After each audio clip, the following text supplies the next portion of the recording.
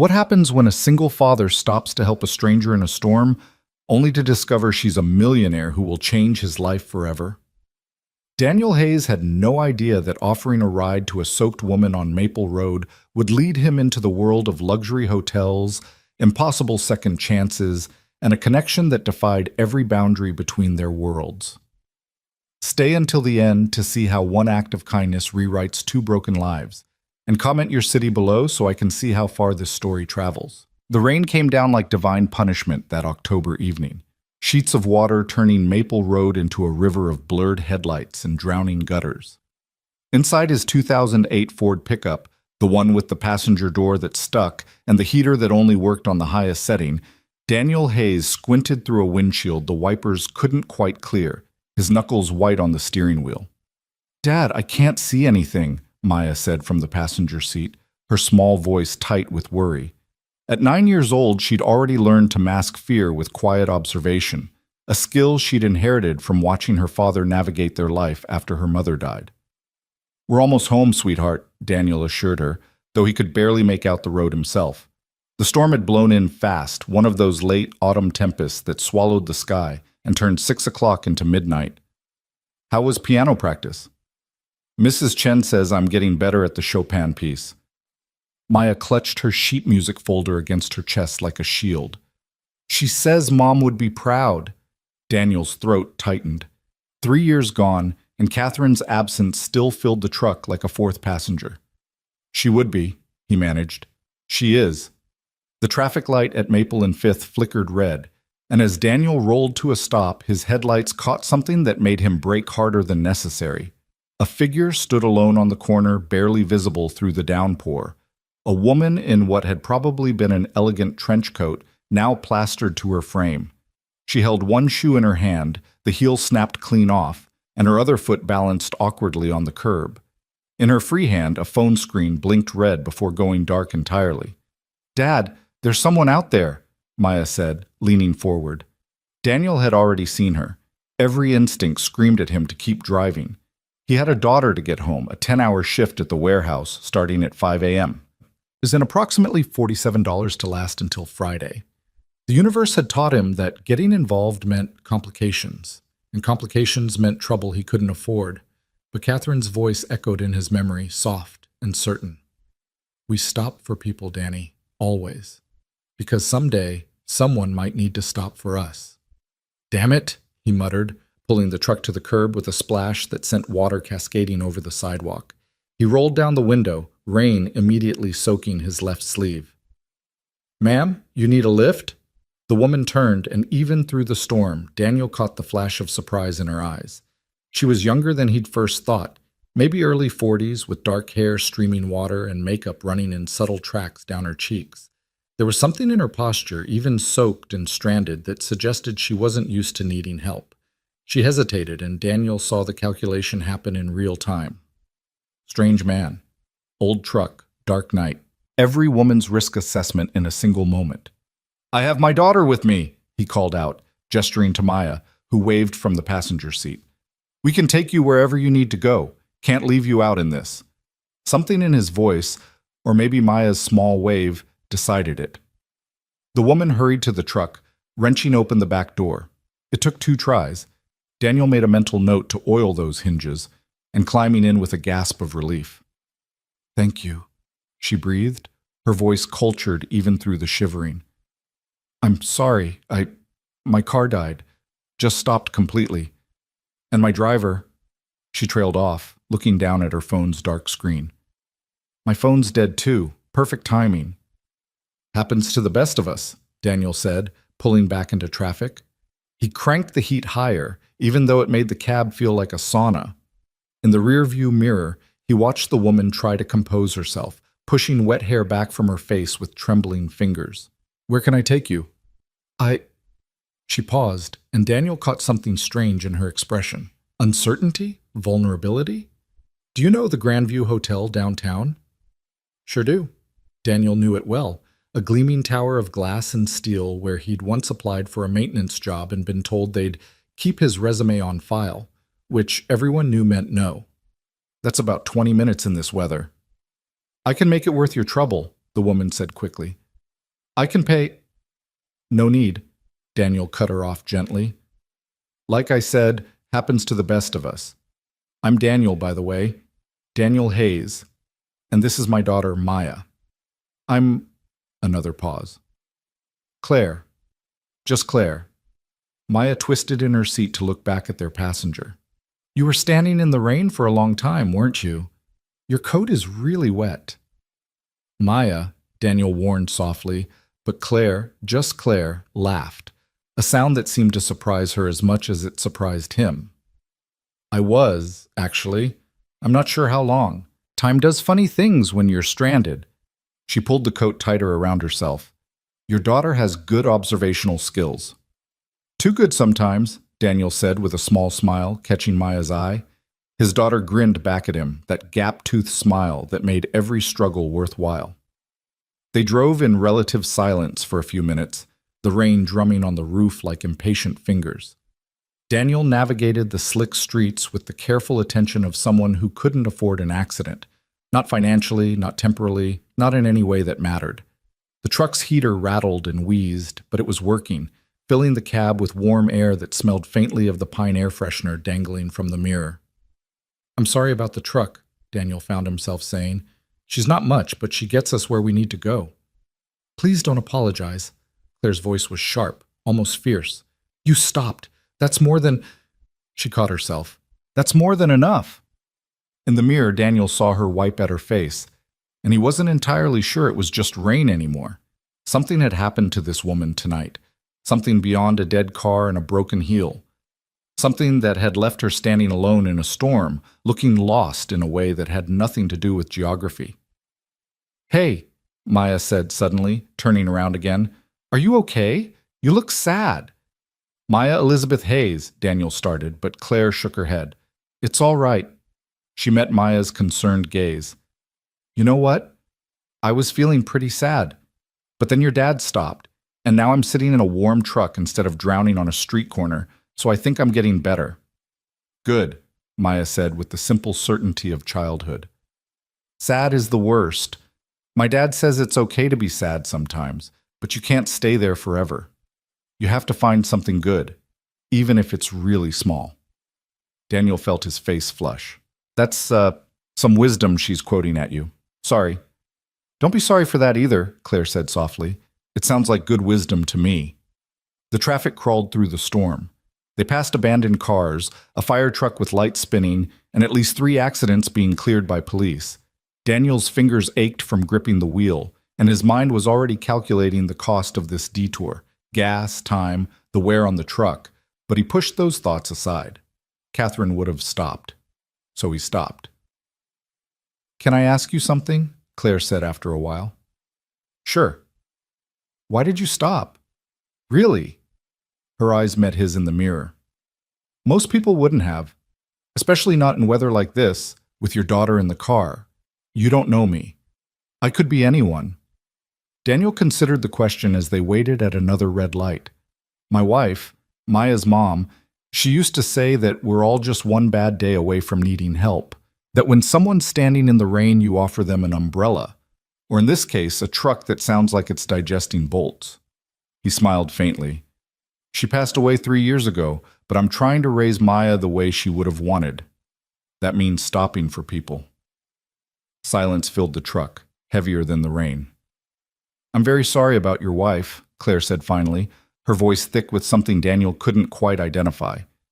She sounds like she was a remarkable person. She was. Daniel's voice cracked slightly. She really was. Maya reached over and squeezed her father's arm.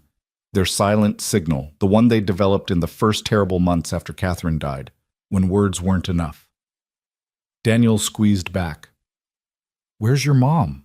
Maya asked Claire, with the blunt directness of a child who'd learned that death made such questions acceptable. Maya? No, it's okay. Claire leaned forward slightly. My mother passed away too, a long time ago. And my father, well, we're not close, so I understand a little bit about loss. We can be loss buddies, Maya declared. That's what Dad calls us. Loss buddies. Because we both lost someone, but we have each other.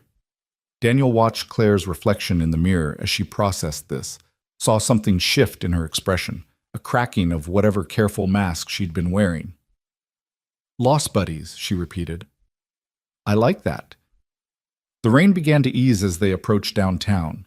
The storm's fury spent as quickly as it had arrived. Buildings rose around them, growing taller and more expensive with each block. The Grandview Hotel emerged from the mist like a glass monument to wealth, its lobby glowing with golden light. Daniel pulled up to the curved driveway where a doorman in a burgundy uniform stood under an awning trying to flag down taxis that weren't coming. "Here you go, safe and sound." Claire didn't move to get out. She sat there staring at the hotel with an expression Daniel couldn't read. Finally, she spoke. "Would you, both of you, would you come inside for a moment? Let me buy you something warm to drink. It's the least I can do." Daniel checked his watch, an old Timex with a cracked crystal. It was already past 7. Maya had homework and he had to prep his lunch for tomorrow, and probably should have been in bed an hour ago given his wake-up time. "Please," Claire added, and there was something almost desperate in her voice. I'm not ready to be alone yet, and I'd like to do something nice for the people who were nice to me." Daniel looked at Maya, who nodded eagerly. Against his better judgment, against every practical bone in his body, he found himself nodding too. "Okay, but nothing fancy. We're not exactly dressed for the Grandview." "You're dressed perfectly," Claire said firmly. She climbed out of the truck, no longer shivering, and waited as Daniel found a parking spot in the guest lot. The parking attendant gave the old Ford a dubious look, but said nothing. They followed Claire through the gleaming lobby, Maya's eyes wide as she took in the marble floors and crystal chandeliers. Daniel felt acutely aware of his worn jeans and work jacket, the way his boots squeaked on the polished stone. A couple in elegant evening wear gave them a disdainful glance as they passed. But Claire moved through the space with unexpected confidence, heading toward what looked like a small cafe off the main lobby.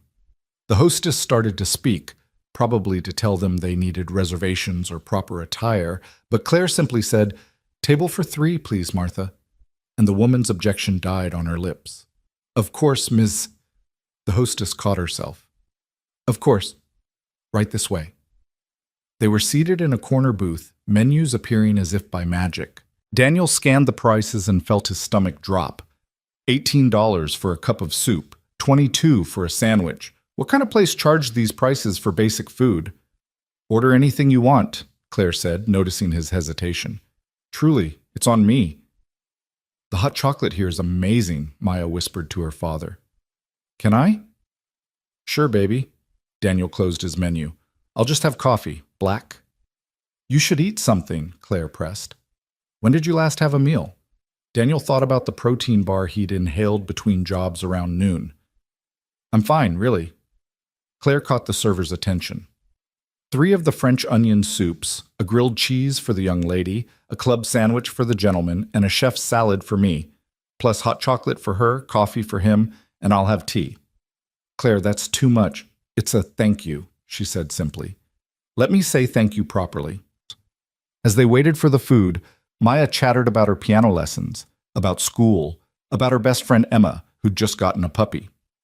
Claire listened with genuine attention, asking questions that made Maya light up even more.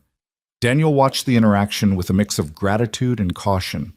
There was something about this woman, something that didn't quite add up. The way the staff treated her, the ease with which she'd ordered expensive food.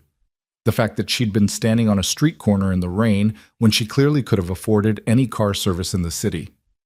The food arrived, and it was as good as it was overpriced. Maya's eyes rolled back in pleasure at the hot chocolate, which came topped with real whipped cream and shaved chocolate. Daniel's soup was rich and perfectly seasoned, the sandwich piled high with turkey and bacon. Despite his protests, he found himself eating with an appetite he hadn't realized he had. "So what do you do, Daniel?" Claire asked, cradling her tea. "For work?" "Warehouse logistics at Belmont Distribution," he said between bites. "Night shift supervisor. And I do some handyman work on weekends. Repairs, maintenance, that kind of thing."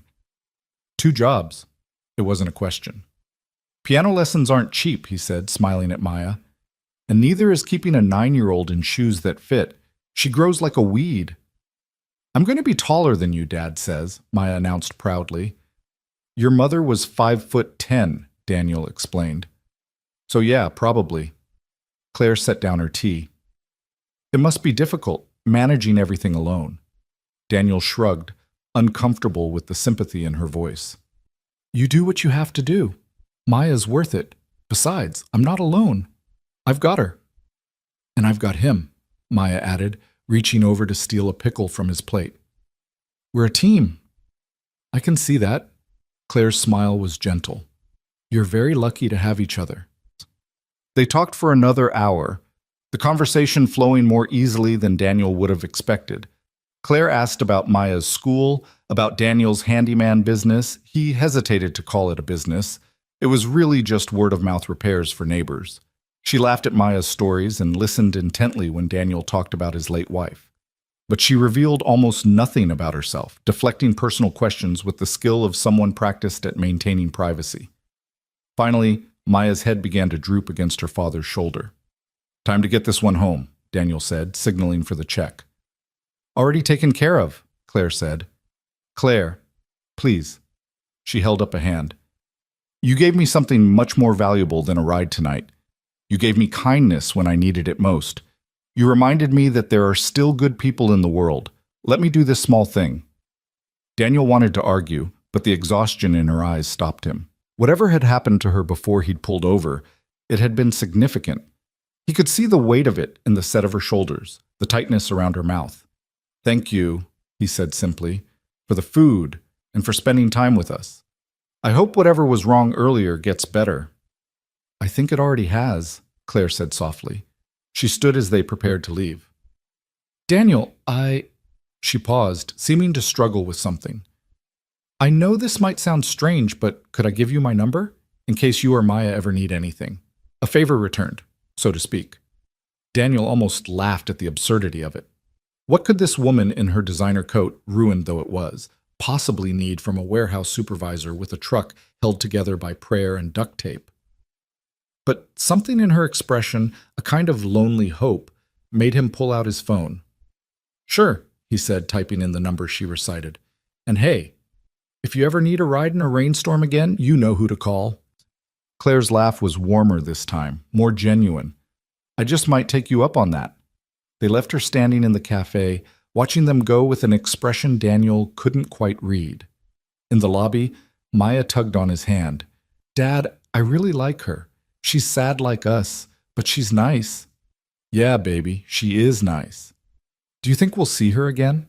Daniel looked back toward the cafe where Claire had already disappeared from view. I don't know. Maybe. But as he lifted Maya into the truck and navigated back out into the now quiet streets, he found himself thinking about the strange encounter, about the woman named Claire who'd stood in the rain, about the way she'd looked at them, at him and Maya, like they were something precious and rare. He didn't know her last name, didn't know what had brought her to that street corner, or why a woman who clearly had money had been stranded without help, didn't know if he'd ever see her again. What he did know was that Catherine would have approved of his choice to stop. And somehow, that meal in the Grandview Hotel cafe, with his daughter happy and a stranger becoming less strange, had felt like the first moment in 3 years where the world had gotten a little bit lighter. The rain had stopped completely by the time they reached home, a small 2-bedroom apartment above a grocery store in a neighborhood the city planners called transitional and everyone else called rough around the edges. Daniel carried a sleeping Maya up the stairs, laid her in bed without waking her, and then collapsed onto his own mattress with a groan. His phone buzzed with a reminder. Wake up in 7 hours. He closed his eyes, the taste of French onion soup still on his tongue, the memory of Claire's grateful smile flickering behind his eyelids. Tomorrow would bring another shift, another day of juggling bills and responsibilities and the relentless weight of single parenthood. But tonight, he'd stopped for someone in the rain. Tonight, he'd done what Catherine would have done. And as sleep pulled him under, Daniel Hayes had no idea that the woman he'd helped, the woman named Just Claire, was going to walk back into his life in exactly 3 days and change absolutely everything. He had no idea that she wasn't just wealthy, but millionaire wealthy. Hotel empire wealthy. Change your life with a signature wealthy. He had no idea that his act of simple human kindness was about to become the hinge upon which both their futures would swing. He had no idea that sometimes the universe doesn't just test your character in the storm. Sometimes it rewards it. But first, there would be a job interview, and a revelation, and the moment when Daniel Hayes would walk into an office and realize that the soaked stranger from the rain wasn't a stranger at all. She was Claire Whitmore, and she was about to offer him much more than just a job. The alarm clock's shrill beeping dragged Daniel from a dream where he was back in that cafe, except Catherine was there too, sitting across from Claire, the two women laughing about something he couldn't quite hear. He slapped the snooze button and lay there in the darkness, his body protesting the 4 hours of sleep it had gotten. Outside his window, the city was still black, stars barely visible through the light pollution. 4:30 in the morning. Time to be a warehouse supervisor. He showered in 3 minutes, a skill he'd perfected over 3 years of single fatherhood, and dressed in the dim light of the bathroom so he wouldn't wake Maya. In the kitchen, he made coffee so strong it could strip paint, packed the same lunch he packed every day. Peanut butter sandwich, apple granola bar, and scribbled a note for Maya that Mrs. Chen from downstairs would find when she came up at 7 to help get her ready for school. Have a great day at school, sweetheart. Remember, you're having dinner at Emma's tonight. I'll pick you up at 8. Love you more than all the stars. Dad. He left the note on the counter, weighted down by the ceramic mug Maya had made him for Father's Day, the one that said "World's Okayest Dad" in crooked letters. She'd been so proud of that joke. The truck started on the third try, coughing exhaust into the pre-dawn air. Daniel drove through empty streets to Belmont Distribution, a massive warehouse complex on the industrial edge of the city where 18-wheelers came and went at all hours and the fluorescent lights never dimmed. He clocked in at 4:58, grabbed his clipboard, and prepared for another 10-hour shift of inventory management, forklift supervision, and the endless Tetris game of loading and unloading trucks. "Hayes, you look like hell," his supervisor Marcus said by way of greeting. "Rough night?" "Long night," Daniel corrected, gulping coffee, "but not rough." "Well, wake up fast. We've got 3 trucks behind schedule and corporate's breathing down my neck about efficiency metrics again." Marcus clapped him on the shoulder. "You know the drill." Daniel knew the drill. He spent the next 10 hours moving through the warehouse like a man possessed, checking manifests, directing crews, troubleshooting problems with the loading dock's ancient conveyor system. His mind wanted to drift back to the night before, to Claire's face in the rearview mirror, to that strange dinner in the Grandview, but he forced himself to focus. One wrong move in a warehouse could mean injury. Distraction was a luxury he couldn't afford. By the time his shift ended at 3, his back ached and his feet throbbed and he smelled like cardboard and diesel fuel. He had exactly 2 hours before he needed to pick up Maya from Emma's house, which meant 2 hours to shower, change, and maybe, if he was lucky, close his eyes for 20 minutes. He was halfway to his truck when his phone rang. Unknown number. Daniel almost didn't answer. Unknown numbers meant spam calls about his car's extended warranty or debt consolidation loans he didn't need. But something made him swipe to accept. "Hello? Daniel?" The voice was tentative, feminine, and somehow familiar.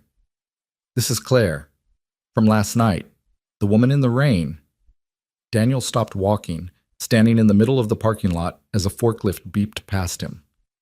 "Claire, hi. I didn't expect... Is everything okay?" "Yes, everything's fine. I'm sorry to call out of the blue like this. I hope I'm not interrupting anything." She sounded nervous, which seemed impossible for the composed woman who'd navigated the Grandview staff with such ease. "Just finished work. What's up?" There was a pause, and Daniel could hear her take a breath. "I have a strange question, and please feel free to say no. But you mentioned last night that you do handyman work, repairs, maintenance, that sort of thing?" "Yeah, weekends mostly. And some evenings if the job's not too big." "Would you be interested in taking a look at some properties for me? I have a few buildings that need assessment. The current maintenance company is pricing things in a way that seems excessive, and I'd like a second opinion from someone who actually knows what they're talking about." Daniel leaned against his truck, suspicious and curious in equal measure. "What kind of properties are we talking about?" "Commercial buildings, downtown." Another pause. Hotels, specifically. I own 3 of them, and the maintenance contracts are bleeding me dry. I need someone who will be honest about what actually needs fixing versus what they're just trying to upsell me on. Hotels, plural. Daniel's mind raced, recalculating everything he thought he knew about the woman from the rain. You own 3 hotels downtown? It's a family business, Claire said quickly. Look, I know this is weird. I know I'm essentially a stranger asking you to consult on property worth millions of dollars based on one ride in a rainstorm. But Daniel, you were kind to me when you didn't have to be. You didn't want anything from me, and that's so rare in my world that I'm willing to trust my instinct that you're someone I can trust. Daniel thought about his bank account, thought about the stack of bills on his kitchen counter, thought about Maya's piano teacher gently suggesting that maybe Maya should consider the local music conservatory's youth program, $1,500 a semester. He thought about his truck's transmission, which was making a grinding noise that promised expensive repairs in the near future. What does the consultation pay? He asked. $200 an hour, and I'd estimate maybe 10 hours of work to review all 3 properties thoroughly. Plus, I'll cover any travel expenses and provide meals during the walkthroughs. $2,000. Daniel's mouth went dry. That was nearly a month's worth of groceries. That was the truck repair with money left over. That was breathing room he hadn't had in years. When would you need me to start? He could hear the smile in her voice. Are you free this Saturday? I can be. Maya had a play date that afternoon anyway. What time? 10 a.m.? I can meet you at the first property, the Grandview, where we had dinner last night.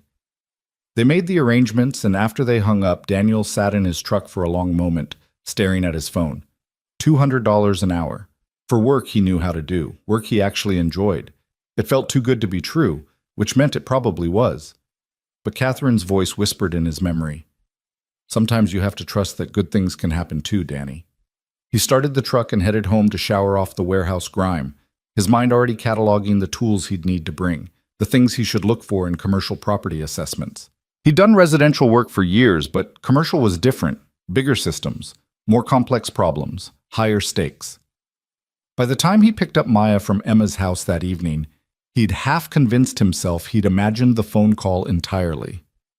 Dad, you seem happy, Maya observed as they drove home, her backpack full of homework she'd hopefully already finished. Did something good happen? Maybe, he said carefully. He'd learned not to get her hopes up about extra money until it was actually in the bank.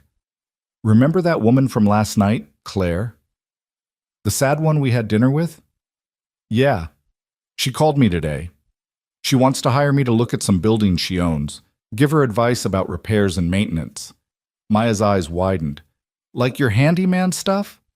Exactly like that. Just bigger buildings. Is she going to pay you a lot? The question was casual, but Daniel heard the hope underneath it. Maya was 9. She understood that money was tight, even if she didn't fully grasp the math of poverty. She's going to pay me fairly, Daniel said, which is all I can ask for. They stopped for tacos at the truck near their apartment, $2 each, the cheapest dinner option that didn't involve the ramen noodles they'd been eating 3 times a week. Maya chattered about her day, about the science project she had to do, about how Emma's mom had said maybe Maya could come to the beach with them next summer if it was okay with her dad. We'll see, Daniel said automatically, which they both knew meant probably not because we can't afford it. That night, after Maya was asleep and the apartment was quiet, except for the hum of the refrigerator and the muffled bass from the college students downstairs, Daniel pulled out his laptop, a refurbished model from 5 years ago that ran like it was held together with hope, and did something he should have done the night before. He Googled Claire Whitmore hotels. The results made his stomach drop. Claire Whitmore wasn't just wealthy, she was Forbes 30 under 30 wealthy. Business Insider profile, wealthy. Inherited hotel empire and tripled its value, wealthy. The Whitmore family owned not 3 hotels, but 7 across the eastern seaboard, with the 3 downtown properties being their flagship locations. Her late mother had built the business from a single boutique hotel, and her father, from whom she was apparently estranged, had remarried and moved to Monaco. There were photos of her at charity galas in gowns that probably cost more than his truck. Photos of her shaking hands with the mayor, with CEOs, with celebrities passing through the city. In every image, she looked polished and powerful and completely unlike the woman who'd sat shivering in his back seat with a broken heel in her hand. Daniel closed the laptop and sat in the darkness, processing. She hadn't lied to him exactly. She'd just let him think she was someone much smaller than she actually was. And now she was offering him $200 an hour to consult on properties worth tens of millions of dollars. Why? The question kept him awake long after he should have been sleeping. Why would someone like Claire Whitmore hire a warehouse supervisor to assess her hotels? She could afford the best contractors in the city. She could fly in experts from New York or Los Angeles. She had resources Daniel couldn't even imagine. Unless she was telling the truth about wanting someone honest, someone who wouldn't try to upsell her or take advantage, someone who'd stopped for her in the rain without knowing who she was. He thought about the way she'd looked at him and Maya in that cafe, the loneliness in her eyes when Maya had declared them lost buddies, the way she'd said his name, Daniel, like it mattered. Maybe she just needed someone real in a world of people who wanted something from her. Or maybe he was being naive, and this was all some elaborate setup for something he couldn't see coming. Either way, he needed the money too badly to turn it down. Saturday arrived wrapped in autumn sunshine, the kind of crisp October morning that made the city look almost beautiful. Daniel dropped Maya off at Emma's house at 9:30, made sure he had his tool bag and his notebook, and drove downtown with his heart hammering against his ribs. The Grandview looked different in daylight, less magical, more obviously expensive. He parked in the guest lot again, grabbed his bag, and was walking toward the entrance when his phone buzzed. Claire. Come around to the service entrance on the east side. I'll meet you there. He followed the building's perimeter until he found a plain door marked Authorized Personnel Only and knocked. It opened immediately, and there was Claire, but not the Claire from the rain or even the composed Claire from the cafe. This Claire wore jeans and a simple sweater, her hair pulled back in a ponytail, minimal makeup. She looked younger, more accessible, more like someone who might actually need his help. Daniel? She said, and her smile was genuine. Thank you for coming. I wasn't sure you would. 200 an hour is pretty persuasive, he said honestly. She laughed. I appreciate the candor. Come on, I'll show you around. The service areas of the Grandview were a different world from the lobby. Concrete floors, industrial lighting, the smell of chlorine and cleaning supplies. Claire led him through a maze of corridors, pointing out mechanical rooms, storage areas, the massive laundry facility that processed thousands of pounds of linens daily. The maintenance company is telling me we need to replace the entire HVAC system, she said, as they stood in a mechanical room that hummed with machinery. They're quoting me at $300,000. Does that sound right to you? Daniel set down his tool bag and approached the units, running his hands over the ductwork, checking the connections, examining the age stamps on the equipment. He pulled out a flashlight and crouched to inspect the base, looking for rust or water damage. How old is the system? He asked. 12 years. And what problems are they saying justify a full replacement? Claire consulted her phone. Inefficient operation, outdated refrigerant, pending EPA regulations, and potential catastrophic failure. Daniel stood up, wiping his hands on his jeans. Okay, so here's what I'm seeing. Yes, this system is older, and yes, the refrigerant they used is being phased out. But the units themselves are well maintained, no significant rust. The motors sound good, the ductwork is clean. He pointed to various components as he spoke. What you probably need is a retrofit on the refrigerant system, maybe 40, 50,000, and then you're good for another 5 to 10 years easy. A full replacement at this point is overkill unless you're trying to reduce operating costs long term, but even then your ROI wouldn't hit for 15 years. Claire stared at him. So they're trying to upsell me by $250,000? Essentially, yeah. It's not uncommon.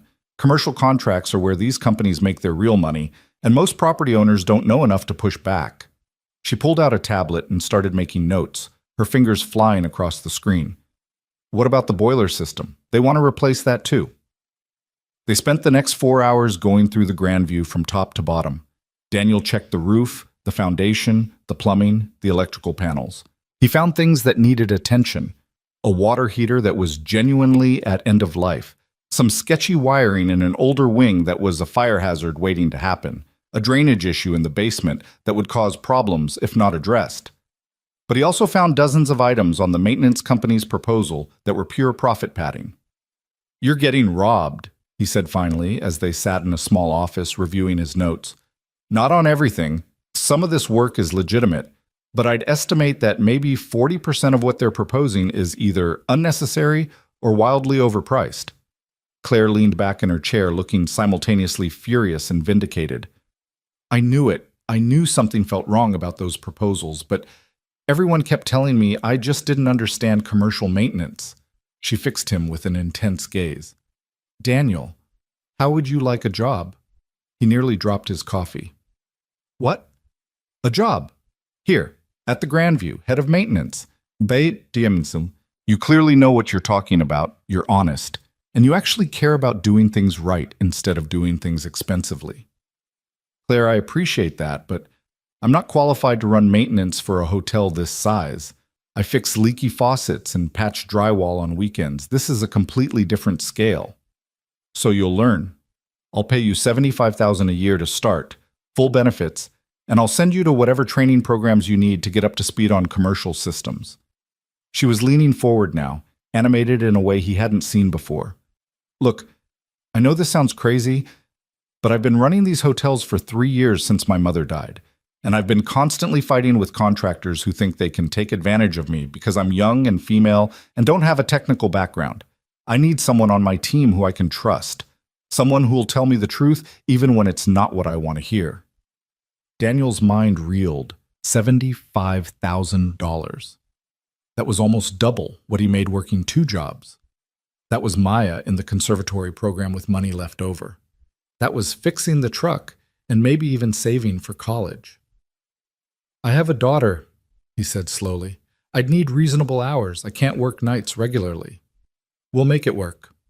Most maintenance issues that can't wait happen during business hours anyway, and you'd have a team under you for emergencies. I only have a high school diploma and some vocational training. I have an MBA from Stanford, and I still need you to tell me whether my HVAC system is dying. Credentials aren't everything." He thought about the warehouse, about Marcus writing him about efficiency metrics, about the fluorescent lights and the diesel smell and the way his body ached after every shift, about coming home too tired to really listen to Maya's stories about school. "Can I think about it?" he asked.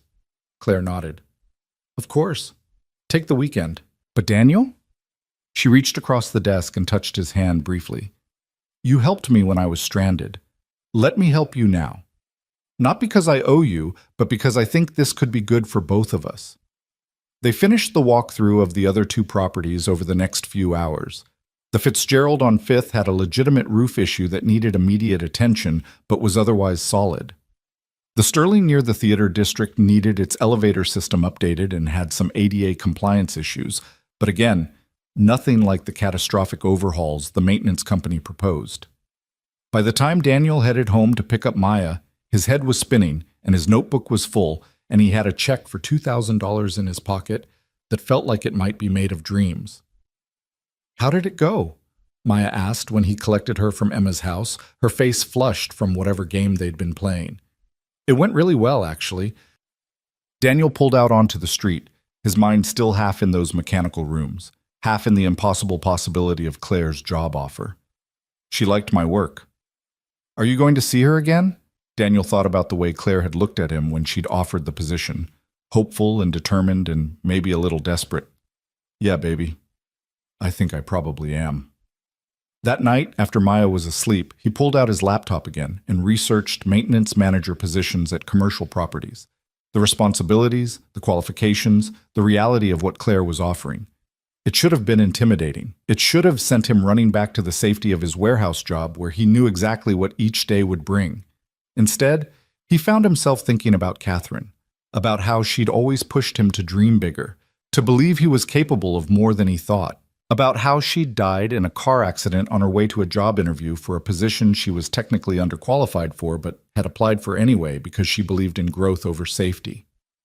"What would you tell me to do?" he whispered to the empty apartment, to the ghost of his wife that still lived in the walls. "Would you tell me I'm crazy for considering this?" The refrigerator hummed. The college students downstairs laughed about something. The city breathed its endless urban rhythm outside his window. And in the silence, Daniel thought he knew the answer. Catherine would tell him to take the leap. She would tell him that sometimes the universe puts opportunities in your path specifically because you're ready for them, even if you don't feel ready. She would tell him to stop for people in the rain and accept when people stop for you. On Sunday morning, he called Claire. "I'll take the job," he said, standing in his kitchen with his hands shaking slightly. "If the offer's still open." "It's absolutely still open." He could hear the smile in her voice. "When can you start?" "I need to give 2 weeks' notice at the warehouse, so 2 weeks from Monday?" "Perfect. Come by the Grandview Tuesday evening and we'll do the paperwork." "Daniel?" "Yeah?" "Thank you for taking a chance on this. On me." "I think we're both taking a chance," he said. "But yeah, let's see where it goes." After he hung up, Daniel stood in his kitchen for a long moment, processing what he'd just agreed to. Then he walked to Maya's room where she was working on her science project at her desk, her tongue sticking out in concentration the way it always did when she was focused. "Hey, sweetheart." She looked up. "Yeah, Dad?" "How would you feel about me getting a new job? One where I'd be home for dinner every night and wouldn't have to work weekends as much?" Maya's face transformed, hope blooming like sunrise. "Really? Really? I'd be working at that hotel, the Grandview, where we met Claire. I'd be in charge of fixing things and making sure everything runs smoothly." "Would we have more money?" The question was tentative, like she was afraid to ask. Daniel crouched beside her chair. "We'd have enough. Maybe not rich, but enough that you wouldn't have to worry about things as much. Enough that if Emma's family invites you to the beach next summer, we can say yes." Maya threw her arms around his neck, squeezing so hard he could barely breathe. "That's the best news ever, Dad. The best." He held his daughter and felt something shift in his chest, the constant low-level anxiety that had been his companion for 3 years easing just slightly. Not gone, never gone, but less sharp, less immediately threatening. On Tuesday evening, he walked into the Grandview's administrative offices wearing the one dress shirt he owned and the slacks he'd bought for Catherine's funeral. Claire met him with a warm handshake and introduced him to Ellen from HR, a brisk woman in her 50s who had him fill out enough paperwork to deforest a small country. "You'll start on the 24th, Ellen said, processing his I-9 form. "First week will be orientation and training. Claire's arranged for you to shadow our current maintenance supervisor before he retires. He's been here 30 years, so pick his brain about everything." "Retiring?" Daniel looked at Claire in surprise. "I thought I was replacing a company." "You are," Claire said. "But Thomas has been wanting to retire for 2 years. I'm just finally in a position to let him, now that I have someone trustworthy to take over the in-house operations. We'll still contract out for major projects, but day-to-day maintenance will be your domain." They talked logistics for another hour. Salary, benefits, schedule expectations. Daniel would work primarily at the Grandview, but would rotate through all 3 properties weekly. He'd have a team of 4 people under him: electrician, plumber, general maintenance, and housekeeping liaison. He'd have a budget, a company phone, and access to a work van for running between properties. It felt surreal. It felt like someone else's life. When the paperwork was done, Claire walked him back to the service entrance where he'd parked. The October evening was cool, the sky turning purple with dusk. "I meant what I said," Claire told him, stopping by his truck. "About being grateful you stopped that night. I was having one of the worst days of my life, and you—" She broke off, looking away. "You and Maya reminded me that kindness still exists. That seemed important to remember." "What happened?" Daniel asked gently. "That night? You never said." Claire was quiet for a moment, her arms wrapped around herself against the chill.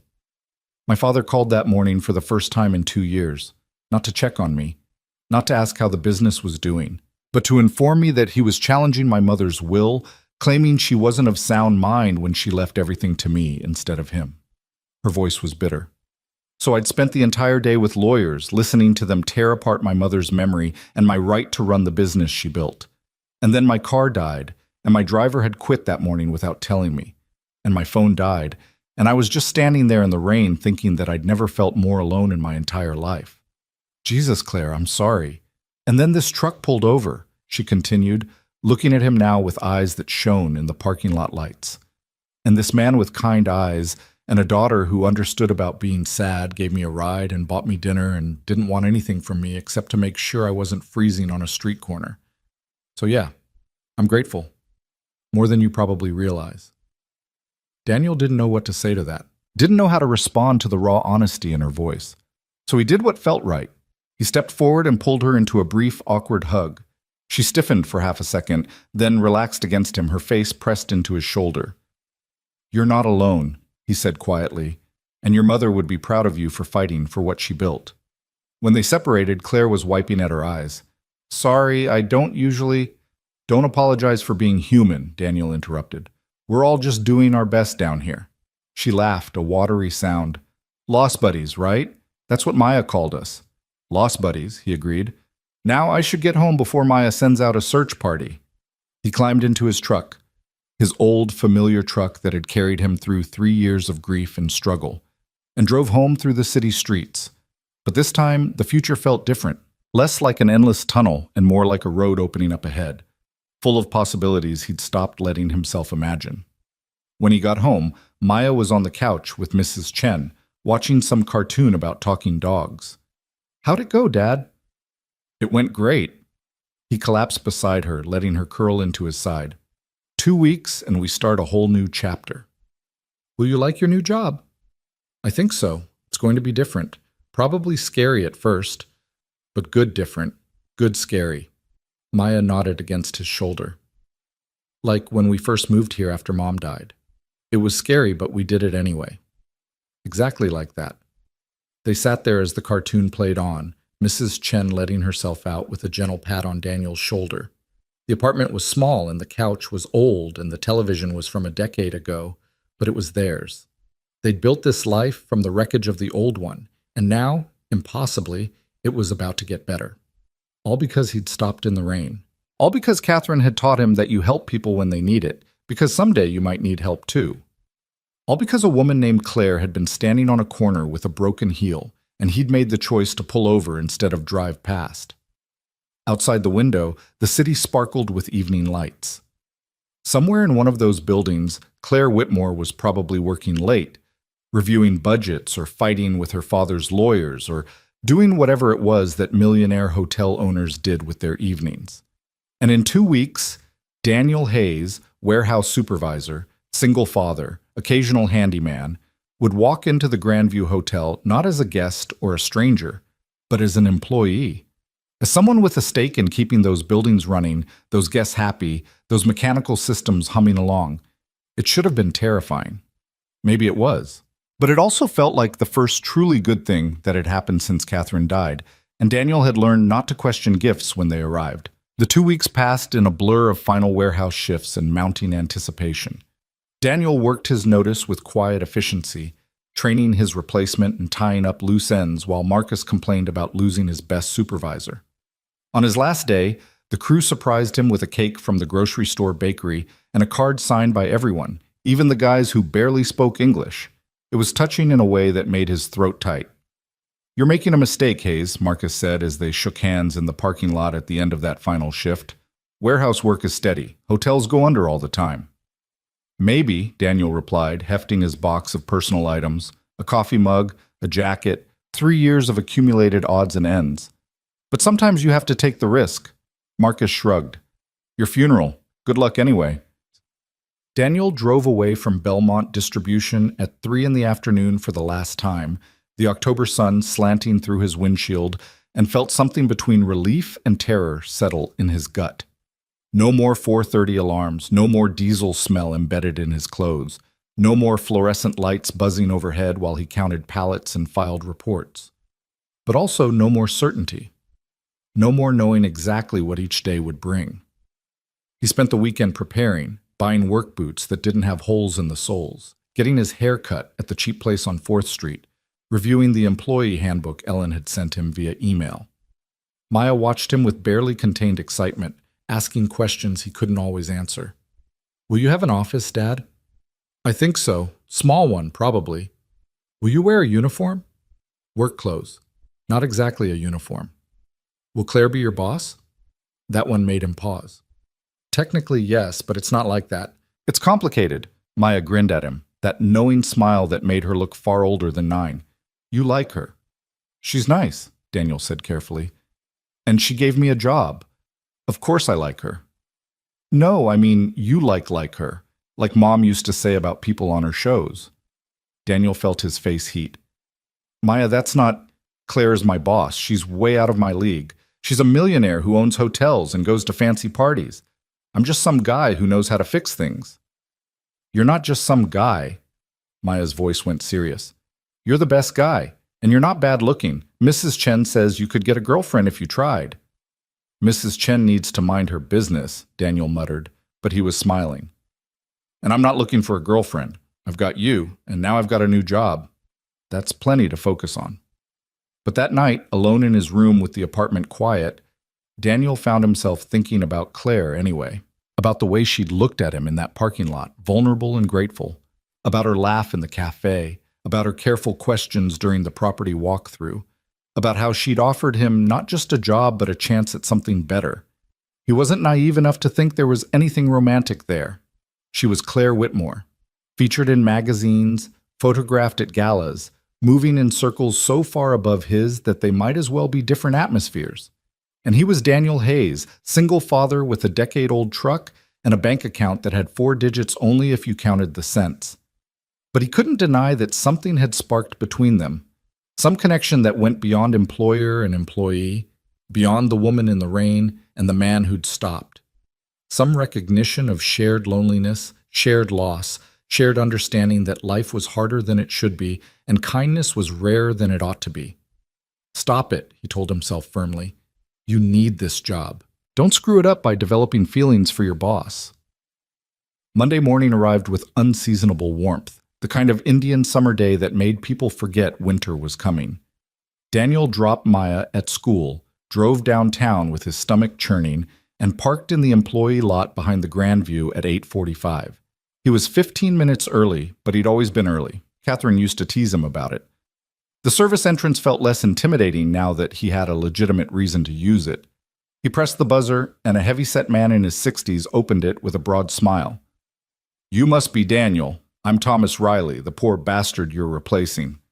His handshake was firm, his Boston accent thick. Come on, I'll show you around before the vultures from corporate descend. Thomas was a revelation. 30 years of hotel maintenance condensed into a walking encyclopedia of practical knowledge. He led Daniel through the warren of service corridors, introducing him to each system with the ease of long familiarity. This here's the main electrical panel, but don't touch it unless you absolutely have to. We've got a contract with Hanson Electric for the dangerous stuff. Thomas pointed to various breakers. This controls the West Wing. This is the conference facilities. This is the kitchen. You lose power to the kitchen during a wedding, and you'll wish you'd never been born. They spent the morning reviewing emergency procedures, equipment maintenance schedules, and the particular quirks of buildings that were 60 years old but pretended to be modern. The Grandview had been renovated 5 times, each era leaving its architectural fingerprints, and Thomas knew every hidden pipe and secret access panel. The key, Thomas said as they stood in yet another mechanical room, is prevention. These corporate types always want to wait until something breaks before they fix it, but you can't run a luxury hotel that way. Guests paying $400 a night don't want to hear that the AC's busted or the elevator's out. You anticipate problems. You maintain proactively. You keep everything humming so smooth they never notice you exist. That's my philosophy too, Daniel said, making notes in the small notebook he'd brought. Fix small problems before they become big ones. Then you'll do fine. Thomas clapped him on the shoulder. Claire made a good choice bringing you in. Between you and me, she's been getting killed by that maintenance company. They've been gouging her since her mother died, and she knew it but didn't have the technical knowledge to fight back. Having someone in-house who actually gives a damn will save her a fortune. How well do you know her? Daniel asked, trying to sound casual. Thomas gave him a shrewd look. Well enough to know she's a good person stuck in a difficult situation. Her mother, Victoria Whitmore, now there was a woman, built this whole business from nothing, started with a bed and breakfast in Newport, turned it into an empire. Claire worshipped her. When Victoria died, it nearly broke her, and then her father showed his true colors, and that finished the job. She mentioned he's contesting the will. Contesting it, dragging her through the courts, telling anyone who'll listen that she's too young and inexperienced to run the business. Never mind that she has an MBA from Stanford and worked in every department of these hotels since she was 16. Thomas shook his head in disgust. Richard Whitmore is a piece of work. Married Victoria for her money, spent 20 years taking credit for her success, and then threw a fit when she left it all to their daughter instead of him. Daniel felt a protective anger rise in his chest. That's awful. It is. But Claire's tougher than she looks. She'll fight him and win. You wait and see. Thomas checked his watch. Speaking of which, she wanted to meet with both of us at 11 to go over the transition plan. We should head up. They took the service elevator to the 4th floor, where the administrative offices occupied a suite of rooms that overlooked the city. Thomas led him through a reception area where a young woman at a desk smiled at them, down a hallway lined with black and white photographs of the hotels throughout their history, and stopped at a door marked C. Whitmore, Managing Director. Thomas knocked, and Claire's voice called, "Come in." She sat behind a desk that looked like it cost more than Daniel's truck, sunlight streaming through floor-to-ceiling windows behind her. She'd traded the casual sweater and jeans for business attire, a charcoal suit that was simultaneously professional and elegant. But when she saw Daniel, her formal expression softened into a genuine smile. "Daniel, welcome to your first official day." She stood and came around the desk to shake his hand, and Daniel caught a hint of her perfume, something subtle and expensive that made him very aware of the fact that he'd used dollar store deodorant that morning. "How's Thomas treating you?" "Like a student who needs to learn everything before the teacher retires," Daniel said. "Which is accurate." Thomas laughed. "The boy's a quick study. He already knows more than half the contractors I deal with." They spent the next hour going over organizational charts, budget allocations, and scheduling. Claire was all business, but Daniel caught moments when her eyes would meet his, and something unspoken would pass between them. Acknowledgement of the strangeness of this situation, perhaps, or just the shared memory of that night in the rain. "One more thing," Claire said as the meeting wound down. "Thomas, could you give us a moment?" "Sure thing." Thomas hauled himself up with a grunt. "Daniel, I'll be down in mechanical room 3 if you need me. We've got a pump that's been making funny noises." When the door closed behind him, Claire's professional demeanor slipped slightly. She leaned back against her desk, arms crossed, suddenly looking less like a managing director and more like the woman who'd climbed into his truck with a broken heel. "How are you really doing?" she asked. "This has to be overwhelming." "It's a lot," Daniel admitted, "but good lot. I'm grateful for the opportunity, Claire. I need you to know that." "I know. But I also need you to know that I didn't hire you out of charity or guilt. I hired you because you're good at what you do and I trust you. Those two things are surprisingly rare in my world." She paused. "That said, I want to be clear about something. I know there might be talk about why I hired you, about our connection.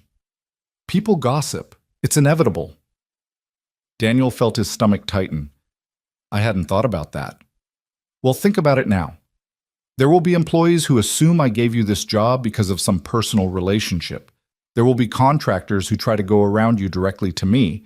There will be people who test you to see if you actually know what you're doing or if you're just the boss's pet project." Her gaze was direct, unflinching. "Can you handle that?" "I've worked in warehouses for 10 years, Daniel said. "I know about workplace politics and people who underestimate you. I'll handle it." "Good. Because I need you to succeed, Daniel. Not just for your sake, but for mine. I'm trying to prove I can run this business without my father. Without the old boys network that thinks I'm a little girl playing dress-up in her dead mother's shoes. Having competent people around me, people I can actually trust. That's how I win." Her voice had gone fierce. "So don't fail me." "I won't," Daniel promised, and meant it with everything he had. Something in Claire's expression shifted, the armor coming down just slightly. "I'm sorry, that was intense. There's a lot at stake right now." "I get it, and Claire, I won't let you down." She studied him for a long moment, then nodded. "I believe you. Now go learn everything Thomas knows before he escapes to Florida and leaves us both stranded." Daniel spent the rest of the day shadowing Thomas through the labyrinth of hotel operations. They responded to a clogged drain on the 7th floor, investigated a guest complaint about a rattling radiator, and spent an hour with the head of housekeeping going over supply protocols. By the time 5 o'clock rolled around, Daniel's head was spinning with information, and his feet hurt from walking miles of corridors. "You'll get used to it," Thomas said as they clocked out. "First week is always brutal, but you've got good instincts, I can tell." Daniel drove to Maya's school feeling both exhausted and exhilarated. When she climbed into the truck, her first question was immediate. "How was it? Did you love it? Did you hate it? Tell me everything." "It was good," he said, pulling into traffic. "Overwhelming but good. There's so much to learn." "Did you see Claire?" "Briefly. She's my boss, Maya. I can't just hang out with her." Maya made a face. "But do you think you'll be friends? Like, real friends?" Daniel thought about Claire's fierce declaration in her office, about the vulnerability underneath her professional exterior. "Maybe," he said honestly. "I don't know yet. We'll see." The days fell into a new rhythm. Daniel arrived at the Grandview each morning at 8, spent his days learning from Thomas and managing the small crises that arose in any large building, and left by 5 to pick up Maya from school. The work was challenging in ways the warehouse never had been, more cerebral, requiring constant problem-solving and prioritization. But it was also deeply satisfying. When he fixed something, people noticed. When he improved a system, it made a tangible difference. His team of 4 regarded him with cautious skepticism at first. Jorge, the electrician, was 50-ish and suspicious of any newcomer. Patricia, the plumber, tested him constantly with technical questions. Young Marcus, no relation to Warehouse Marcus, handled general maintenance with the lazy efficiency of someone who'd learned to look busy without actually working. And Diane, the housekeeping liaison, watched him with sharp eyes that missed nothing. "You're the guy Claire picked up in the rain, aren't you?" Diane said one morning, cornering him by the staff coffee maker. She was in her 40s, with a no-nonsense attitude and a tendency to speak her mind. "I heard about it. Everyone heard about it." Daniel's heart sank. "She offered me a ride because her car broke down, that's all." "And then she hired you for a job you're not qualified for." Diane stirred her coffee slowly. "That's what people are saying." "Then people are wrong," Daniel said, meeting her gaze directly. "She hired me because I know how to maintain buildings, and I don't rip people off. What happened before that is irrelevant." Diane studied him, then smiled slightly. "Good answer. I was testing you. I like Claire. She's been good to us since her mother died. I needed to know if you were going to be a problem or an asset." "I'm trying to be an asset." "Try harder. Because Marcus, our Marcus, not yours, has been slacking for 2 years, and if you're as good as Thomas says, you need to deal with that situation sooner rather than later."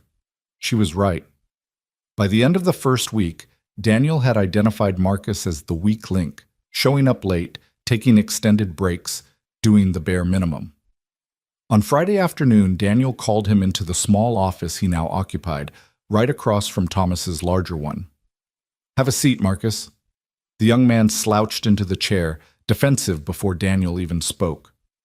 "If this is about the second-floor bathroom, I was getting to it." "This is about your work ethic in general," Daniel said. "You're talented. I've seen you repair things in half the time it would take most people, but you're also lazy. You disappear for hours. You leave things half-finished, and that needs to change." Marcus's jaw tightened. "You've been here a week, and you're already coming after me? That's rich." "I'm here because I earned this position. You're here because Thomas was too soft-hearted to fire you." Daniel kept his voice level. "So here's the deal. You have 2 weeks to shape up. Show up on time. Complete your tasks. Act like you care about your job. Do that and we'll be fine. Don't do that, and I'll replace you with someone who actually wants to work. Your choice." "You can't fire me. Claire would never. Claire gave me authority to manage this team as I see fit. She trusts my judgment." Daniel leaned forward. "Look, Marcus, I don't want to fire you. I want you to be great at your job, but I need you to meet me halfway. Can you do that?" Something in Daniel's tone, maybe the fact that he was being direct rather than condescending, maybe the genuine offer of a chance rather than an immediate pink slip, made Marcus pause. "Yeah, okay, I can do that." "Good. Now there's a dripping faucet in room 512. Go fix it and do it right." Some threshold. This was real. He was actually managing people, making decisions that affected livelihoods, holding others accountable. It was terrifying and empowering in equal measure. Thomas poked his head in, grinning. Heard you laying down the law with young Marcus. About time someone did. I hope I didn't overstep. Hell no. That kid needs structure. You provided it. That's exactly what a good manager does. Thomas checked his watch. You got plans tonight? Picking up my daughter, making dinner, helping with homework, the usual. Bring her by sometime. My wife makes cookies that'll change your life. We're empty nesters now. She'd love to fuss over a little girl. Daniel felt a warmth spread through his chest. I'd like that. Thank you, Thomas. As the second week progressed, Daniel found his rhythm. He started to anticipate problems rather than just responding to them. He developed relationships with the key vendors and suppliers. He created a more efficient scheduling system for preventive maintenance. Small improvements, but they added up. And he saw Claire more regularly than he'd expected. She had a habit of doing walkthrough inspections, appearing in corridors or mechanical rooms to check on things, and she always stopped to talk when she found him. How's the transition going? She asked one afternoon, finding him in the laundry facility reviewing equipment with Patricia. Good. Patricia's teaching me about industrial washers. Did you know they have completely different maintenance needs than residential machines? Claire smiled. I did not know that. Patricia, is he a good student? He asks smart questions, Patricia admitted, which from her was high praise. Better than the last maintenance manager. After Patricia left, Claire lingered. I heard you had a talk with Marcus. Is that a problem? It's the opposite of a problem. He's been in 3 times already to ask for additional training on various systems. Whatever you said to him, it worked. Daniel shrugged. I just treated him like someone capable of growth instead of someone failing at staying still. Sometimes that's all people need. Claire looked at him with an expression he couldn't quite read. You're good at this. The management part, not just the technical part. I wasn't sure if you would be, but you are. I raised a 9-year-old alone for 3 years. If I can negotiate bedtimes and vegetable consumption, I can manage a maintenance team. She laughed. That genuine laugh he'd first heard in his truck, the one that made her whole face light up. Fair point. How is Maya adjusting to the new schedule? She loves it. I'm home for dinner every night now. She says I'm less tired than I used to be. Are you? Less tired? Daniel considered the question. Physically, maybe. Mentally, I'm working harder than I ever did at the warehouse, but it's good hard. It's the kind of tired where you accomplish something, you know? I do know, Claire said softly. That's exactly how my mother used to describe running these hotels.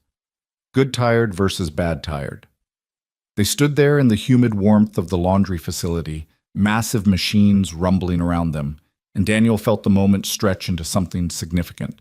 Claire met his eyes, and he saw the same loneliness he'd glimpsed that night in the rain, the same hunger for connection with someone who understood.